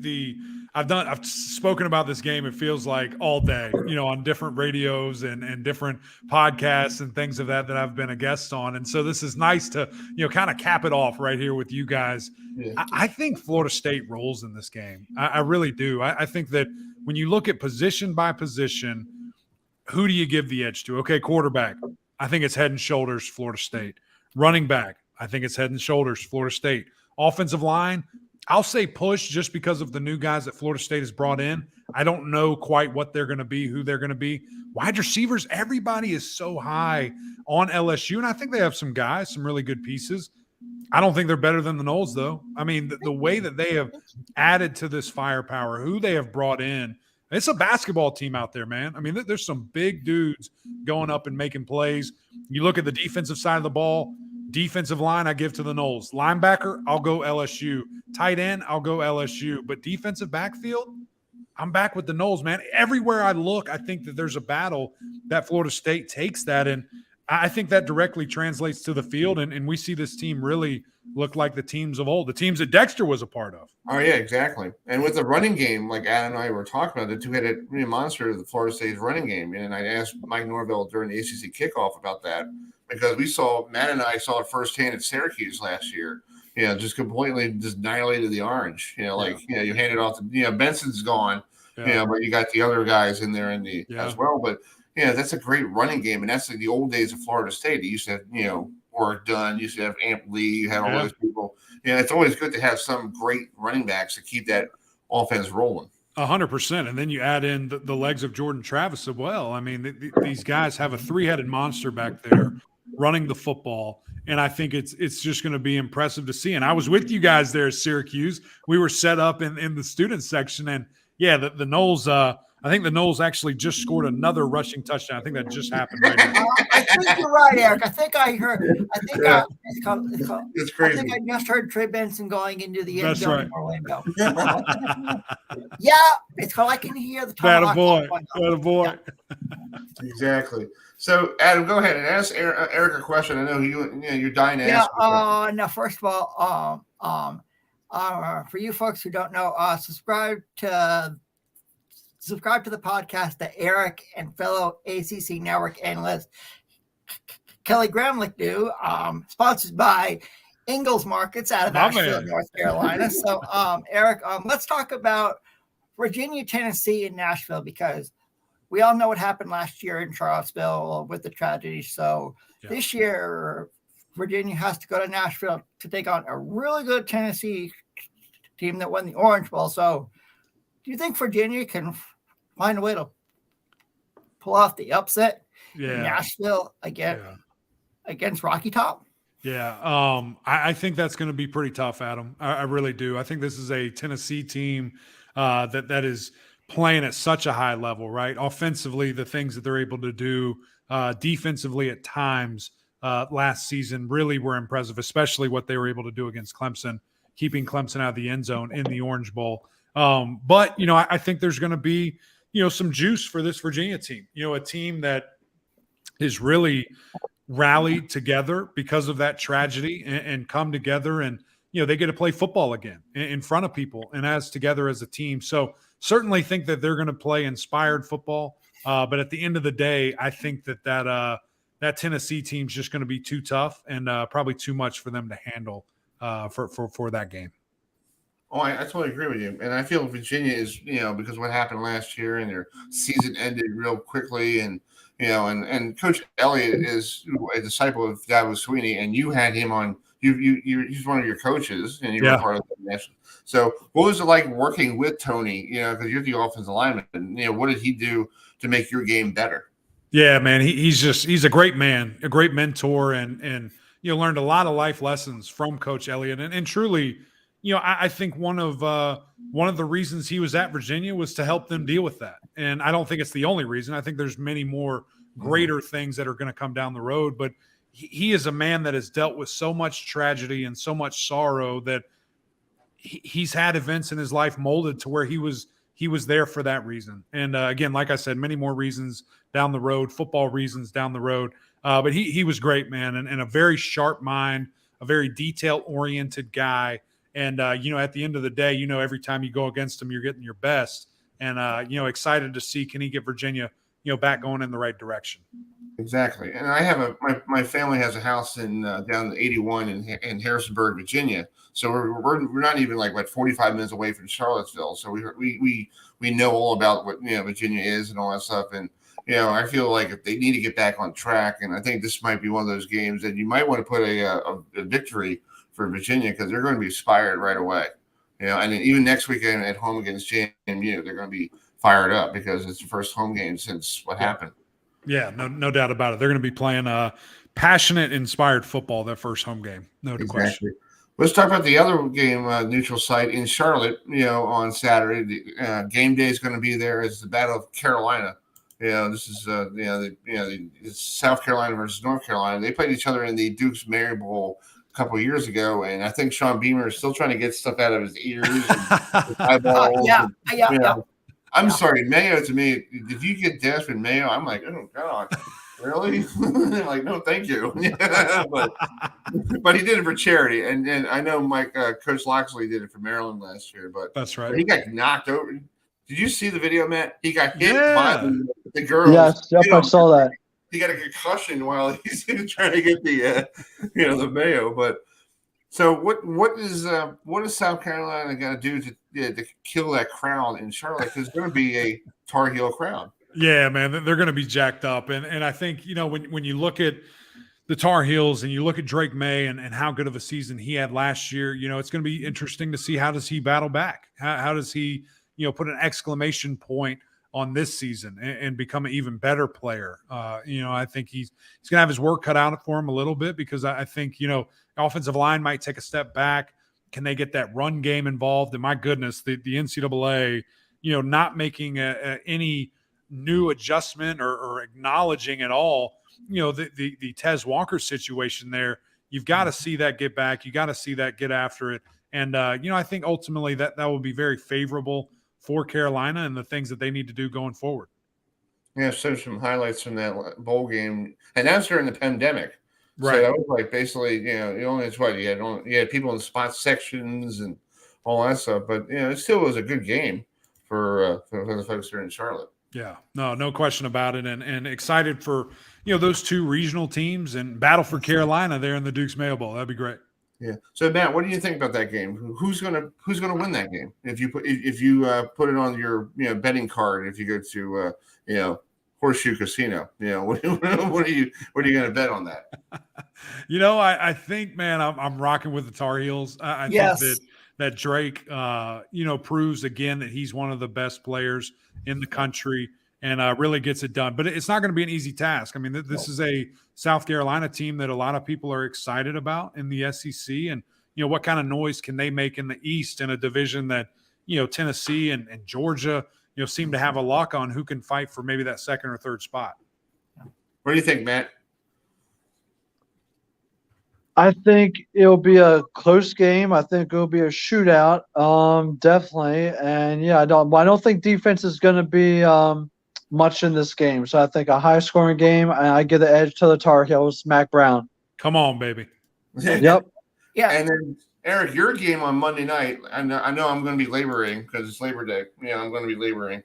But you're going to be down in Durham, with this big game between number 9 Clemson taking on Duke. So Duke coming up from last year, getting rid of the whole, David Cutcliffe, changing over to Mike Echo, who was actually one of Jimbo Fisher's defensive coordinators, years ago.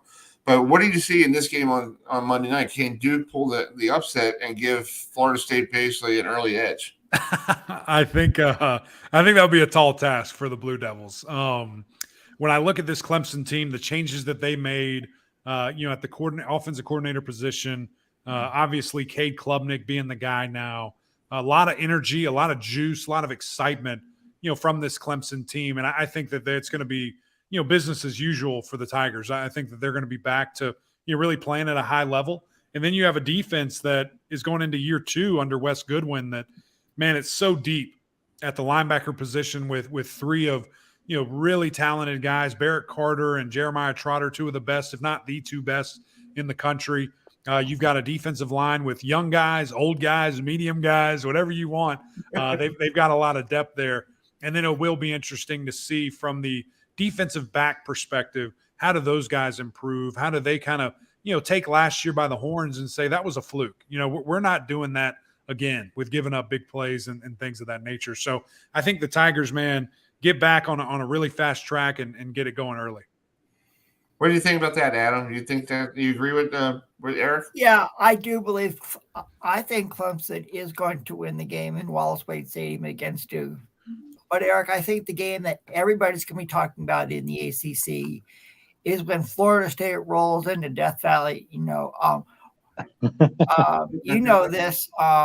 and since you played at Clemson, about how loud it can get down there in Death Valley, especially when they touch Howard's Rock. And do you think the Florida State Clemson game will be the game of the year in the ACC? And will we see a rematch in December in Charlotte, like everybody's saying?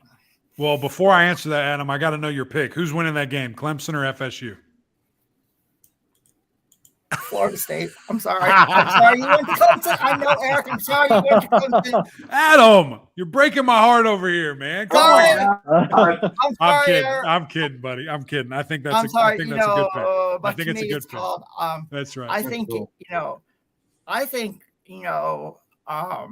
I was watching the season preview of ESPN College Game Day, and I believe it was Desmond Howard that had Florida State in the college football playoff. And all I got to say is I think it's going to be a tall task.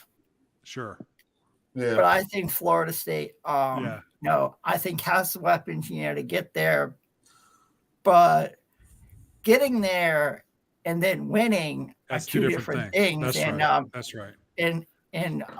Eric, Chris, Matt, I would love to come on your podcast with Kilogram sometime. Come on. There we go. There we go. Well, here's the deal. I think you need to go look at Desmond's Final Four picks for last year and then tell me if you still feel confident about I saw that, Eric. I saw Eric. All right. That's good. But to answer your question, yes, I do think that's going to be the game of the year. I think everybody's going to be watching. I think game day is going to be there. ABC, 7:30. I mean, that's the game. And, I think it's going to be electric. I cannot wait to see those two giants battling it out in Death Valley. And then I do think we see a repeat. And, my hope is that it's, two at least top 10 teams. I'd love for two top 5 teams. And then do we see two ACC teams get in the playoff like we did in 2020? That's the model that we're in, with getting rid of divisions. And I think it's the best thing moving forward because we get our best foot forward. We get our best product in ACC championship game in Charlotte with the two best teams. And I think truly that's going to help us down the road, continue to help change that narrative. Exactly. I agree with you. And now with no conference, like when you don't have the Atlantic and Coastal, you could actually have a rematch. That's right. That's great. And I think that's great for the league because you got two great teams in Clemson and Florida State, or it could be, like we were talking about this, Adam and I and Matt, for a couple of times on our show. What about Florida State and Miami playing each other again? You never know. It can happen. Right. It's going to be great. It'd be fun to see it. Well, yeah, it could, but Miami definitely needs some work. I mean, yeah. Even Eric will agree with that. What's Eric? Hey, I'm staying away from the Miami. I'm staying away from the Miami. All right. Well, Eric, they do need some work, but yeah, Chris. I mean, that's going to take a little time for it to happen, but it could happen one of these years. Yeah.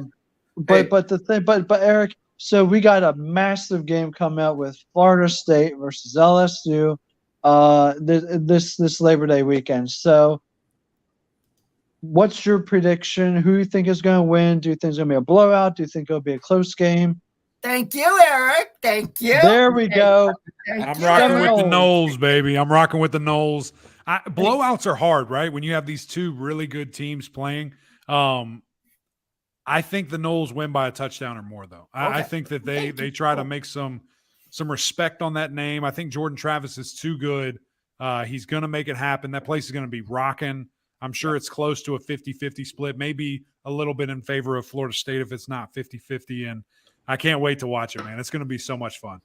Oh, it is. Well, and plus you have a very confident Brian Kelly who has knocked off Alabama and knocked off Tennessee by only a couple points. Yeah. But, I mean, the thing is that they forget that Florida State was up by, I believe, 3 touchdowns in the game against them last year. Right. That really, in all reality, Florida State should have blown LSU out. Okay, that should be a blowout.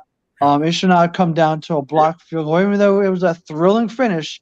And I'm very happy that Florida State and the Noles went ahead and won. I know all of us are happy here, but it should not come down to that. So I mean, I'm thinking if they play like they did last year, it could be another 14 to a 3 or a 2 to a 3 touchdown win. I mean, I'm with you, that's baby. what I'm thinking. Let's do it. I can't wait to see it, man. I appreciate y'all having me, man. This was super fun. I appreciate it. And you can. I took off Coach Rick's name. It's just Mark. Yeah. Yeah. It's just Mark. Yeah. But you'll be live Monday night at 7:00 from Durham, North Carolina, with EJ, Mark, Eddie, and Kelsey Riggs, who we met at the ACC kickoff. And yes, we did. Eric, keep up the good work, my friend, and thank you so much for coming on. And we'd love to have you on later in the year and see how you think about the midway point of the ACC football. No doubt. I appreciate you guys. Have a great night. All right, man. Thank you. You too. Go Noles. Yes, sir. There we go. All right, that's Eric McLean from the ACC Network. Yeah, just Mark. I just took Mark out. So it's 9:05, 9:07. Thanks for joining us here on the show. It's Sports Talk with Chris Heidel. The date is August 28th. We're going to re-rack this real quick. I'm Chris Heidel. That's Adam Rives, and that's Matt Cecchinelli. And we're going to get ourselves moving on to our next Florida State great. This guy was one of the great tight ends that Florida State had during the Bobby Bowden years. But was bringing in Melvin Personal, who good friend of ours who was on a show a couple years ago. So, hey Melvin, how you doing? Thank you so much for. I went on Facebook the other day I had Melvin on years ago. Couldn't find your name until I'm like, all right, let me just type it in there, and I found you. So thank you so much for coming on. I guess we're having issues with the weather. Melvin, can you hear us? Hey, how you doing, man? Hey, can you hear us? Can you hear me? Yeah, we can hear you. You can hear it. Just crank up the volume. Can you crank it up a little bit? Yeah, we can hear you. Yeah, can you hear it? Okay. So, Can you turn up the volume a little bit? Yeah. Yeah, we have. I think the weather is screwing up the internet down there in Florida. That's what I'm looking for, my son. Well, Chris, you got to get a hold of Jim Cantori. Yeah, we got to talk to Jim. Yeah, like, what are you doing, Jim? Yeah. Yeah, because I'm hearing y'all loud. Yeah, I can hear you. Can you hear us? Okay, let's see what we can do. Man, this is a crazy day to do that because I'm Can you hear getting us? bits and pieces of what y'all saying. Yeah. Do you want me to call you? I can do that. Yeah, I can hear you now, clear. All right. Yeah, I can hear you. Can you hear us now? It's like that telephone. Whichever way Can you you want to hear do it? it is fine. Yeah. Text me. That might be better. Yeah, let me text you my number. Hold on. Yeah, can y'all hear me good? Yeah, we can hear you good. Hold on a second. Let me text you my number and just call. Okay. Yeah. See at the bottom there I was on just that. about to text you mine. I was going to text on All right. Well, just whoever. Okay. Text me and I'll call you. Yeah. All right. All right. We'll try and get Melvin on. Yeah, folks, the weather has been an issue down there in Florida with the pending hurricane. We pray. We hope the folks down there in Florida get out there peacefully. Yeah. So we're waiting for Melvin to text me here. Did he send it to me? Oh, there he is. Oh, I did have his number. Hey, Melvin, it's Chris Heidel. Can you hear us? Can you hear us? Yeah, I can hear you. Okay, Is cool. it echoing, or should I take this? This is good. You can turn the video off. Just use the phone. It'll be a lot easier. Yeah. So sorry about that. I think with the weather, it's been a disaster. Yeah. Is this better now? Yeah, that's better. All right, cool. Hey, thanks for coming on tonight. And what do you think about this big game coming up on Sunday? I tell you what, man, I'm excited. I'm expecting it to be like it was this last year. Yeah, it should be a good game. Yeah, it should be one of those big games you had last year. Maybe hold on. Log off get the video off. Turn the video off. Yeah, I'm about to just close the whole thing out. Okay. We have reverb everywhere. So there we go. Is that better now? That's better. We can hear you loud and clear. So I know, but I want to see y'all, man. It's kind of cool seeing y'all. Yeah. It's all good. I'm just messing around. It's all right. It's cool. So we're talking about the game on Sunday. So what do you think about coming up? This last year's game was the last 5 minutes was very good, but we dominated the entire game. Right. I'm honestly looking forward to that, to get a measuring stick of where we're going to be. Honestly, for what I'm seeing and what I've seen this past spring, the mindset of the young men that are on that team this year, they're sounding like the guys that played in '93. They really sound really confident. I see it on the field. I see the depth at the offensive line.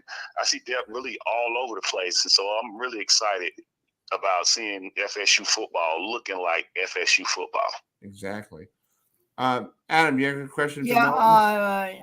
Now, first of all, it's really cool to talk to you, Melvin. And what was it like? What was it like? What was it like to have Bobby Bowden as your head coach when you were in Tallahassee? Honestly, it was a privilege for me because I looked at the fact that, you had a godly man, a man that loved the Lord.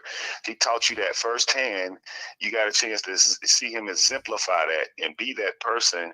And that, I was raised in a Christian background. So for me, that was, a lot of my deciding factor of going to FSU. You can still have fun, but still live for Christ. And that meant a lot to me and the young men that I met there. I met a lot of good Christian men like Clay Shiver, Peter Bower, guys like that, and Kendra Scott. Those guys were, men that I really respected and were mentors. They just didn't know they were, but they were mentors to me because I saw the way they lived out, the Word of God and honored Coach Bowden and everything that they did. It was really respectable. He just was an awesome coach to play for. Exactly.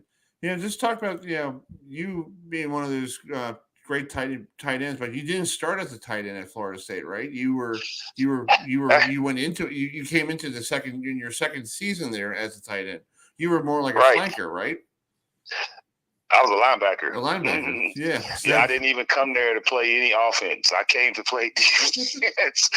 It was crazy. So what ended up basically happening there at the time, coming from a small school, coming from a small town, being the guy, not understanding that, when you come to a big school like Florida State, everybody's the guy. You're nothing special. You know what I'm saying? You think you are something special, but when you get there, you see guys that look like you, can run like you, maybe faster than you, maybe stronger than you. And you're like, whoa, wait a minute. I'm not the big fish. You know what I'm saying? I'm kind of just fitting in. I'm just another guy. That's what I felt like, another guy. And when I actually got there, I actually fell out. I wasn't in shape. It was a lot of things that mentally I wasn't prepared for. Coach Bernie Hayes really got me prepared for that because when I was dealing with all of that, I had to reflect on what he taught me. That mental toughness, like, yeah, you thought you was that, but I told you was nothing but another number. You got to go prove yourself. And that's what he told me all the time. And I, until that day, I got a chance to really see it. And it really materialized and actually saw it firsthand. I was like, wow, wait a minute. These are some guys here. I'm not just another, not a big time guy. I'm just a normal guy. And I got to go out there and prove myself like everybody else, so it was great playing at Florida State. Like I said, when I switched, what really made me switch over at the time, I saw there was a lot of depth at linebacker. Mm-hmm. And those, there's Derek Brooks, Tar Rebo, Travis Sherman, Henry Crockett, Lonzo Horner. Those were guys that were juniors and seniors. So I'm looking at myself like, dog, this is my red shirt. Okay. And number one guy leaving. So Ken Alexander, I'm like, okay, he don't want to leave him and Lonzo. So I still got a lot of guys that's going to be seniors. So I'm like, golly, man, I'm going to be sitting behind these guys. I don't know about this. I don't know if I like this. And then Coach Higgins said, you know what, Melvin, you've been playing scout team tight end all this time. You've been looking pretty good over here. You're catching the ball. You look athletic. You come over here, you can compete for, maybe even a starting job at tight end. Mm-hmm. And of course, when you hear that, it's like, wait a minute, I could be starting. Not even really taking any snaps on the offense, just do a scout team. It was intriguing to me. I was like, you know what? I think I just might do that. Mm-hmm. And so I took him up on that offer, the opportunity, and just said, hey, man, I'm going to see where this takes me. I can always switch back, That's what usually I was thinking in my head. I don't know if I was, I don't even know if he was thinking that way. But, after, playing actually the first game, I think we played against Virginia, and I didn't get much playing time. And I was, rethinking it like, oh, man, I don't know if I want to do this. they gonna not throw to the tight end. I'm just gonna come in on the block and play, maybe 1 or 2 plays a game. I said, I don't think I like this. I like when Lonnie was there. They threw the ball to the tight end a little bit. And then that second game we played against Maryland, I remember like it was yesterday. We were down at halftime. First time we had ever been down to an ACC school.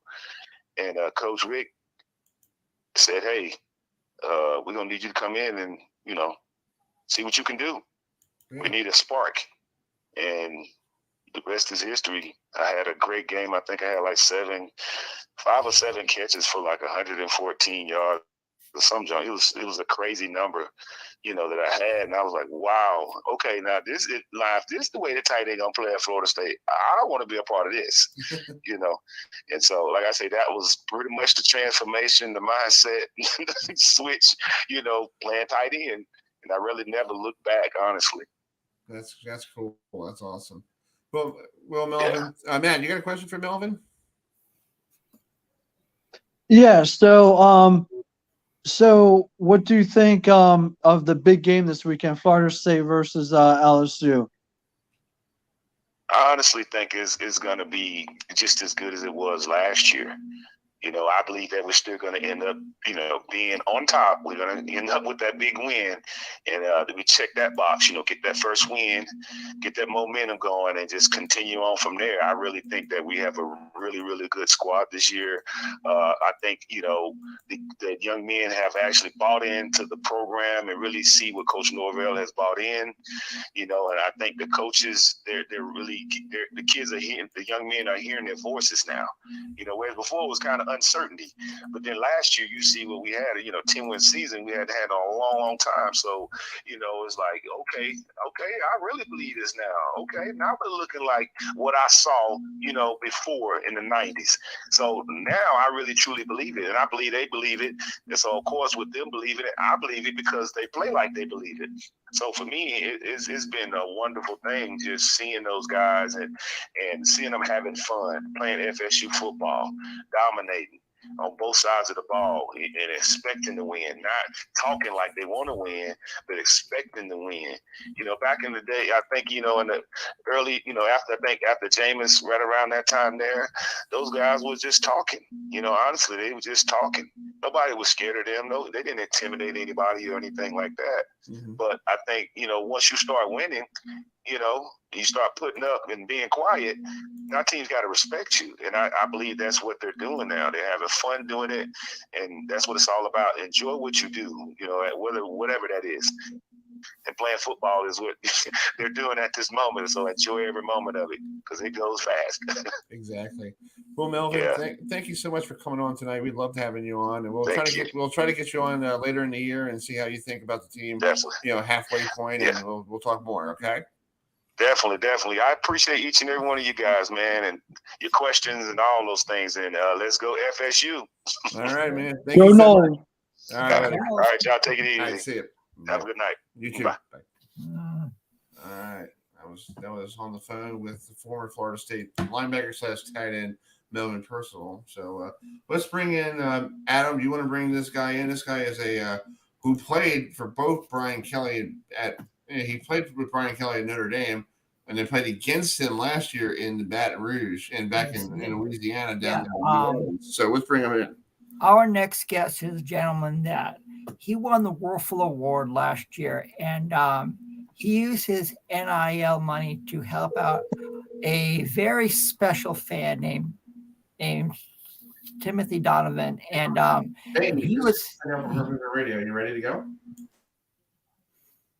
And he was and he played in this game last year down in the Superdome in New Orleans. So on the phone is last year's Werfel Trophy Award winner, former Florida State great Dylan Gibbons. So Chris, let's bring in last year's Werfel Award Trophy winner.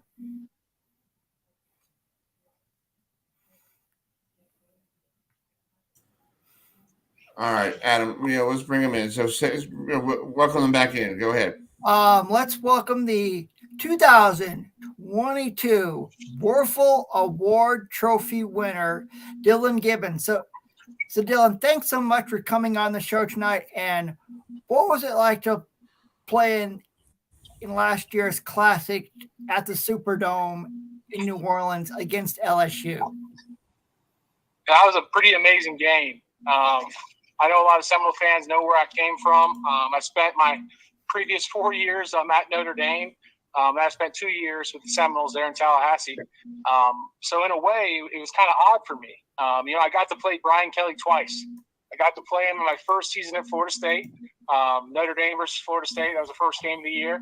I got to play him again in my second and final year at Florida State when he transferred over to LSU. So it was kind of unreal playing against Coach Kelly again. A lot of emotions, a lot of great things going on in the background. Whole family was excited to get there to the Superdome. I know the team was pumped up heading into the game. At that point in the season, things were a little bit unsure. People didn't really know what our team was made of, and if I'm being honest, the players didn't really even know what we were capable of yet. And in the offensive line specifically, we had a lot of adversity going on. If you guys remember, Caden Lyles, he tore his ACL in one of our last practices of camp. They were getting into the first game, and our starting center ended up hurting his knee. So the game before, we were playing at home at that week 0 game against Duquesne, and I even had to play a couple snaps at center. It was, our offensive line was questionable at best heading into the LSU game, but as it turned out, we had all the right pieces. Our coaches had a great game plan, and we should have smacked LSU by a lot more than just a couple points there at the end. But trust me, it was a great feeling, and our team had the utmost confidence going into that game and playing at that kind of level and that kind of stage. Yeah. Dylan, I got to ask you a question. When you said you were with Brian Kelly at Notre Dame and then you saw Brian Kelly last year at LSU, what was different between those two teams? Because you worked with you were there in Notre Dame with him, and then he goes off to LSU and kind of left you guys stranded at South Bend, going, okay, what's going on here? And you moved back 2 years at Florida State. But what did you see in a Notre Dame type Brian Kelly that you might saw at the LSU team last year? Yeah, well, it was difficult. I saw all the pressers beforehand. I saw the fake Southern accent he was putting on when he got there to LSU. It was a little bit outrageous at times. But for me, and just looking back at my experience with 4 years with Coach Brian Kelly and 2 years with Mike Norvell, just a small little example here. I was probably in Brian Kelly's office maybe 3, maybe 4 times during 4 years at Notre Dame. Mm-hmm. Whereas I was with Coach Norvell for 2 years at Florida State, I met with him in his office 30, maybe 35, 40 times. Wow. So definitely 2 radically different types of coaching and coaching styles.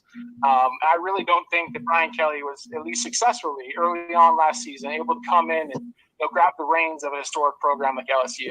But it'll be interesting to see the team he puts together this year and the culture that he formed. I know it was one of excellence while I was there at Notre Dame, and he did a great job. But he does really take that business style approach. As far as SEC schools, I mean, it's a little bit tough to walk in and be that kind of coach nowadays. Yeah. Matt, you got a question for Dylan? Because I know you're an Irish fan, so you probably saw him at Notre Dame and last year down in Tallahassee. You have a question for him? Go ahead.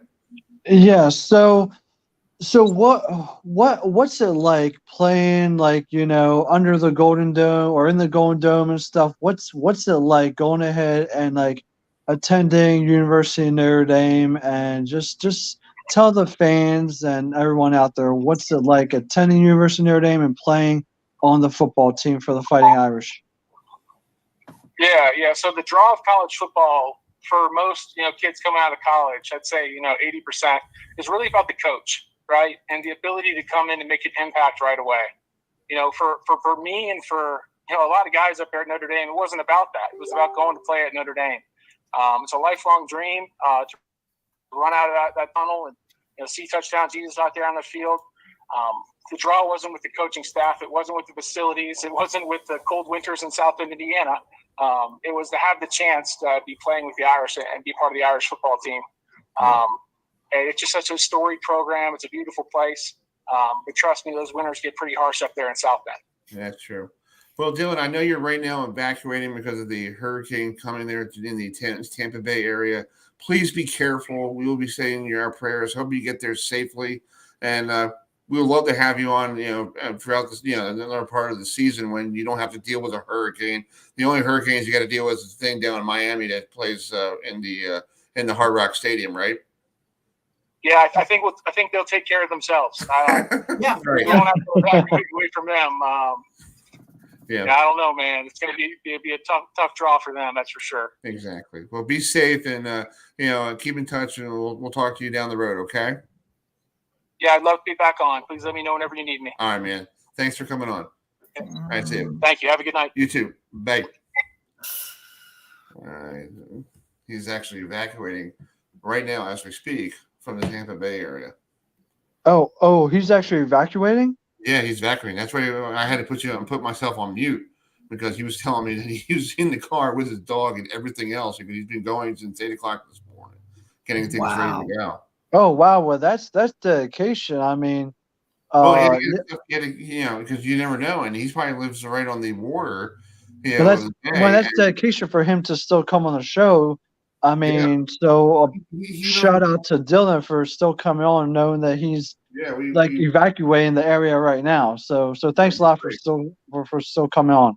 Oh my God, we gotta get him back on another time. I got his phone number. Maybe we will get him on after the storm's over, and maybe we I want to ask him about the young gentleman. Yeah, I was going to, but I don't want him. He's trying to get out of there, and I don't want him to get stuck in traffic. And I know the storm's supposed to be like Wednesday, but folks, if you're down in the Tampa Bay area or along the west coast of Florida, or even up near Tallahassee, our friends that we know in Tallahassee with our good friend Danielle Joyner Kelly from who's a meteorologist down there. Because if you go follow her on Twitter or X whatever it's called now. She's a meteorologist down there, and she'll keep you informed about the situation with Tropical Storm Idalia.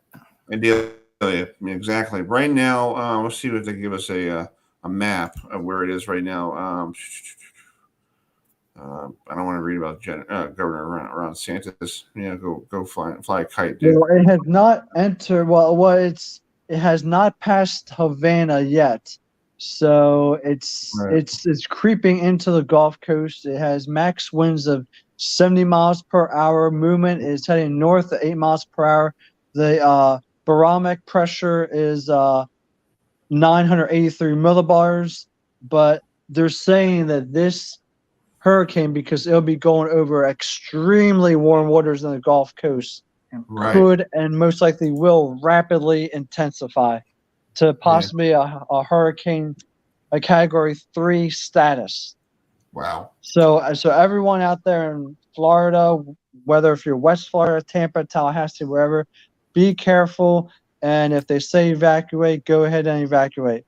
Yeah. Exactly. Go to safe ground. I'm trying to give you guys where the map is. This is from Dr. Richard Knab.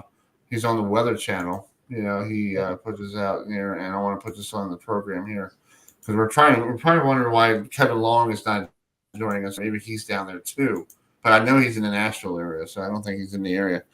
But let's bring this map up here. This is the storm prediction thing for power outage.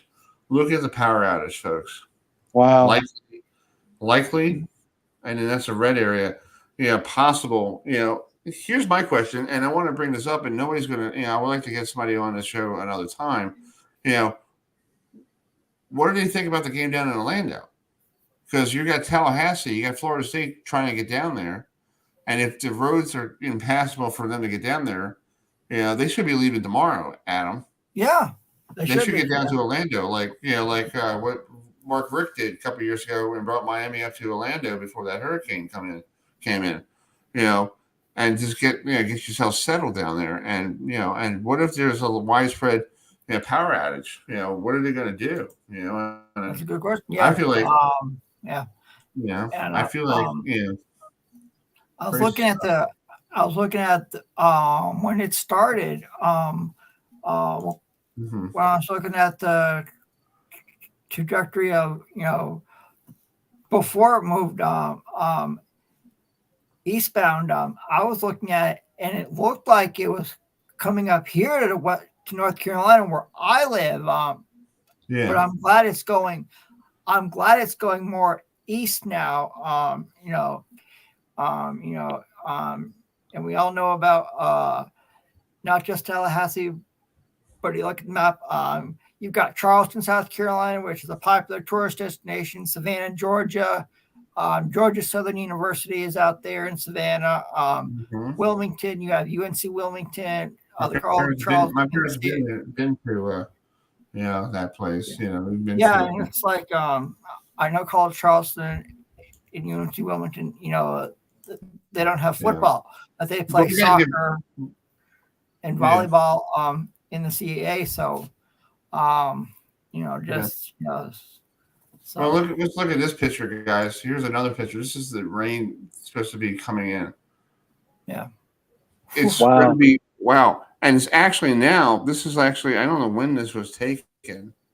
Let's see. It got to be August 26th. Okay, this is a different. Yeah, that was Saturday. Yeah, it was Saturday. Look at the rain. It was supposed to be near Ocean City. Now it's supposed to be out a little towards go out near Cape Hatteras and away from Maryland and all that stuff. But you're going to get heavy surf. Yeah. Yeah, but we applaud everybody there in Florida, and we hope to be safe.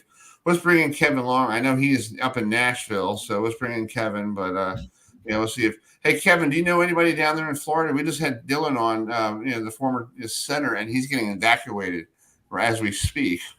So it's pretty interesting. Our first guest ever getting evacuated on the program here. But do you know anybody down there getting anybody to? I haven't heard anybody per se getting evacuated. I do have friends down there, but I haven't heard any evacuations at this time. Okay. Yeah, I think they're starting to evacuate the Tampa Bay area. That's what what's going on. That's what we heard from him. But anyway, thanks for coming on tonight. Just talk about this game this weekend. If there is going to be a game, because you don't know about this weather. If it's going to be, we don't know about the storm. Is it going to be, to the right, to the left? We don't know anything about it. If they do play Sunday, what do you think about it? Well, it's always it's great to open up the season with a challenge. Coach Bowden used to, schedule us pretty tough opponents week one. So this week could be a little bit different than last year because I don't think Florida State is sneaking up on anybody this year, and LSU will be well prepared. And I would assume seek a little revenge from the beating that they got last year. So I expect it to be a great game. Hopefully both teams are come prepared and ready to go. Exactly. Adam, you got a question? Yeah, I was looking at your bio, and you are from Summerville, South Carolina, and for folks who may not know, that's in the upstate of South Carolina near the Greenville-Spartanburg area. So I know where Summerville is, but well, I don't want to. I'll correct you. Summerville is actually down by Charleston. It's towards the coast. Okay, thank you. You were your coach was also Bobby Bowden. So what was it like to play in the ACC when Florida State was dominant back in the day? I was fortunate enough to play on some great teams, and Coach Bowden really had things going there in the early 90s, mid 90s when I was there. Like I said, we didn't schedule any cupcakes. Our out of conference was Miami, Florida, and Notre Dame. And then, the ACC was a little bit different dynamic. You had North Carolina was a good team. They were ranked in the top 10 a few years when we played them. Virginia was good.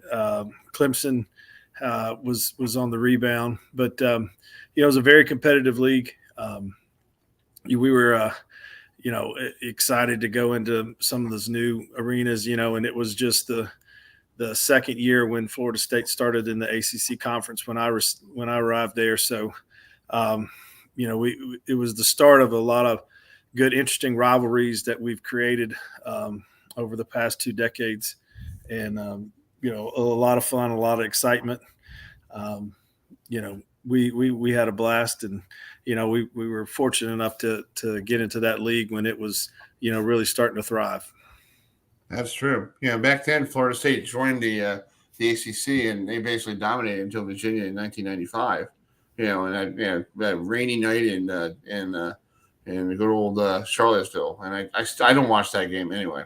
I think that was Coach Bowden's one and only Thursday night game. I don't believe he booked any more Thursday night games after that. Oh wow, that's crazy. I understand about a short week, because if you play on a Saturday, and then you're going to turn around and you got to leave Tuesday night to go up to Charlottesville or whatever place you got to go to. That's why Florida State had a problem Friday nights up in Boston College, because you had that short turnaround. And when Jimbo brought him up there with that bandana game, that thing drove me nuts. Most of the great coaches are creatures of habits. They like their routines. They like structure. And I think, the Thursday night game kind of threw things off. Although we would play, when we did the Notre Dame matchups, Lou wouldn't come to Tallahassee and play us, so we had to play in Orlando. And we had a couple opening, kickoff classics, like we played Kansas up in New York and places like that. But those are still Saturday games. Nice. Matt, you got a question for Kevin? Yeah, actually, I got a couple. First, what's it like, or what was it like playing for the legendary coach Bobby Bowden? And second question is, what was it like playing against Notre Dame? What was it like playing against them? Yeah. So, I was fortunate, you mentioned earlier, I'm from Summerville, South Carolina. So actually I played for the winningest coach in high school division history, Coach John McKissick. He's got the most winningest career of any high school coaches. So I had a little bit of a idea what I was getting into when I went to Coach Bowden, because it was all about, like I said before, structure, creating, good character players on and off the field. Coach Bowden was exactly what you see is what you get. He was always a man of his word, all about integrity. Every game ended with him coming down and sharing a little bit about what he thought we needed to work on. But he also would share some philosophy of life and how to apply the things that we were learning as young men playing football and being student athletes to carry ourselves further, not just on the football field, but what we did, with our careers and how to be successful in life as a young man. That's true. Notre Dame, that place is crazy. It's the only stadium I've ever been in where there's only about 3 or 4 yards separating the fans from the sidelines. So there's no room on the sidelines. So, they're all on top of you. So that's kind of a different feel. You're right there on top of them. Obviously, everybody's seen the locker rooms where you walk out and they're waiting right there. Of course, we were prepared for that. They did their best to try, to warn us that, to keep walking. But, we've always got a couple guys that are hotheads. So there was going to be some words being said in the tunnel. But what an exciting place to play. Just the history of that stadium and the history of Notre Dame. So that will be one that goes down in memories. Yeah, Kevin, I was there a couple of years ago when Florida State was getting blown out by Notre Dame, and I'm coming down in the press box, you're allowed to have the media people coming out in the last 2 minutes, and I'm just hearing all the, the Irish people, chanting, hooting, and hollering, and I'm thinking to myself, just shut up. I am so tired of hearing you. Well, everybody has their fans, but Notre Dame was pretty classy. But if you take it down to Miami back in the early '90s, if you wanted to really catch a beating, go down there in the early '90s when they were rocking and rolling. That place was a madhouse. Yeah, exactly. Exactly. Well, Kevin, thank you so much for coming on tonight. I know it's late night for you. Thank you so much for taking some time for us. We'd love to get you back on later in the year. We'll talk more and see how we'll do like a mid-season report or something like that. Absolutely. Anytime. All right, man. Thank you so much. All right, go Knowles. All right, man. See you. Go Knowles. That's right, go Knowles. All right, that's Kevin Long, former Florida State center, and we're gonna wrap it up here. We're a little over our time limit, but we had to get everybody on tonight, so it was a great show. Thanks for our good friend EJ McLean coming on. Eric McLean coming on. EJ, yeah, I'm thinking about EJ Manuel for a minute.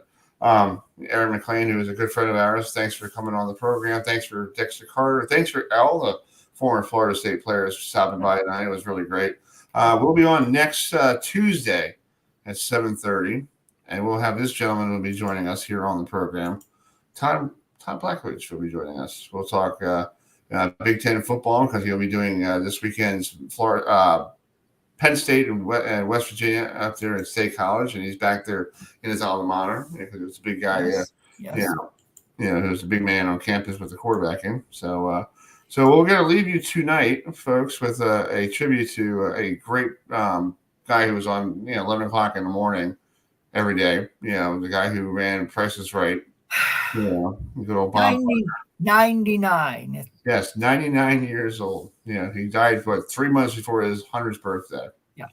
So we want to salute to Bob Barker, and I got a classic clip for Bob.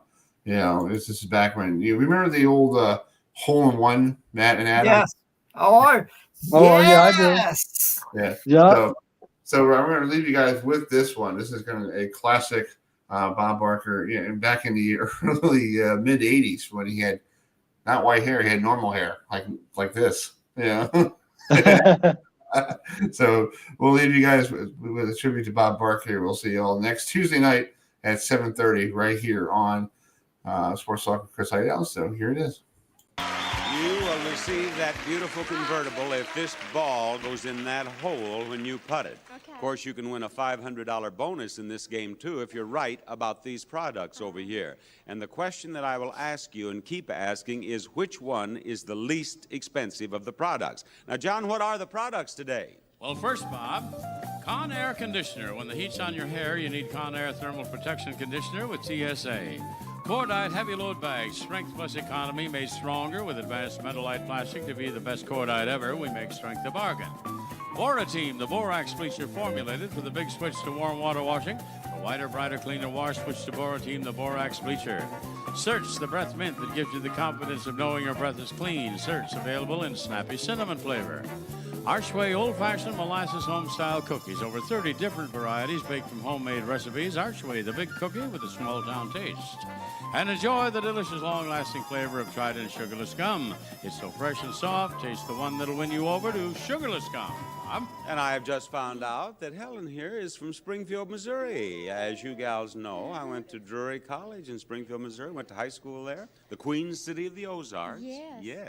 Now, Helen, which one of those is the least expensive?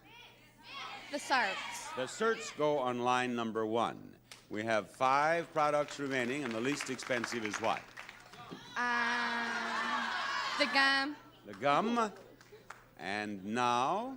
The cookies. The cookies are next. She has no trouble making up her mind. You gals can hardly keep up with her. Okay? Conditioner, trash bag, or brightener?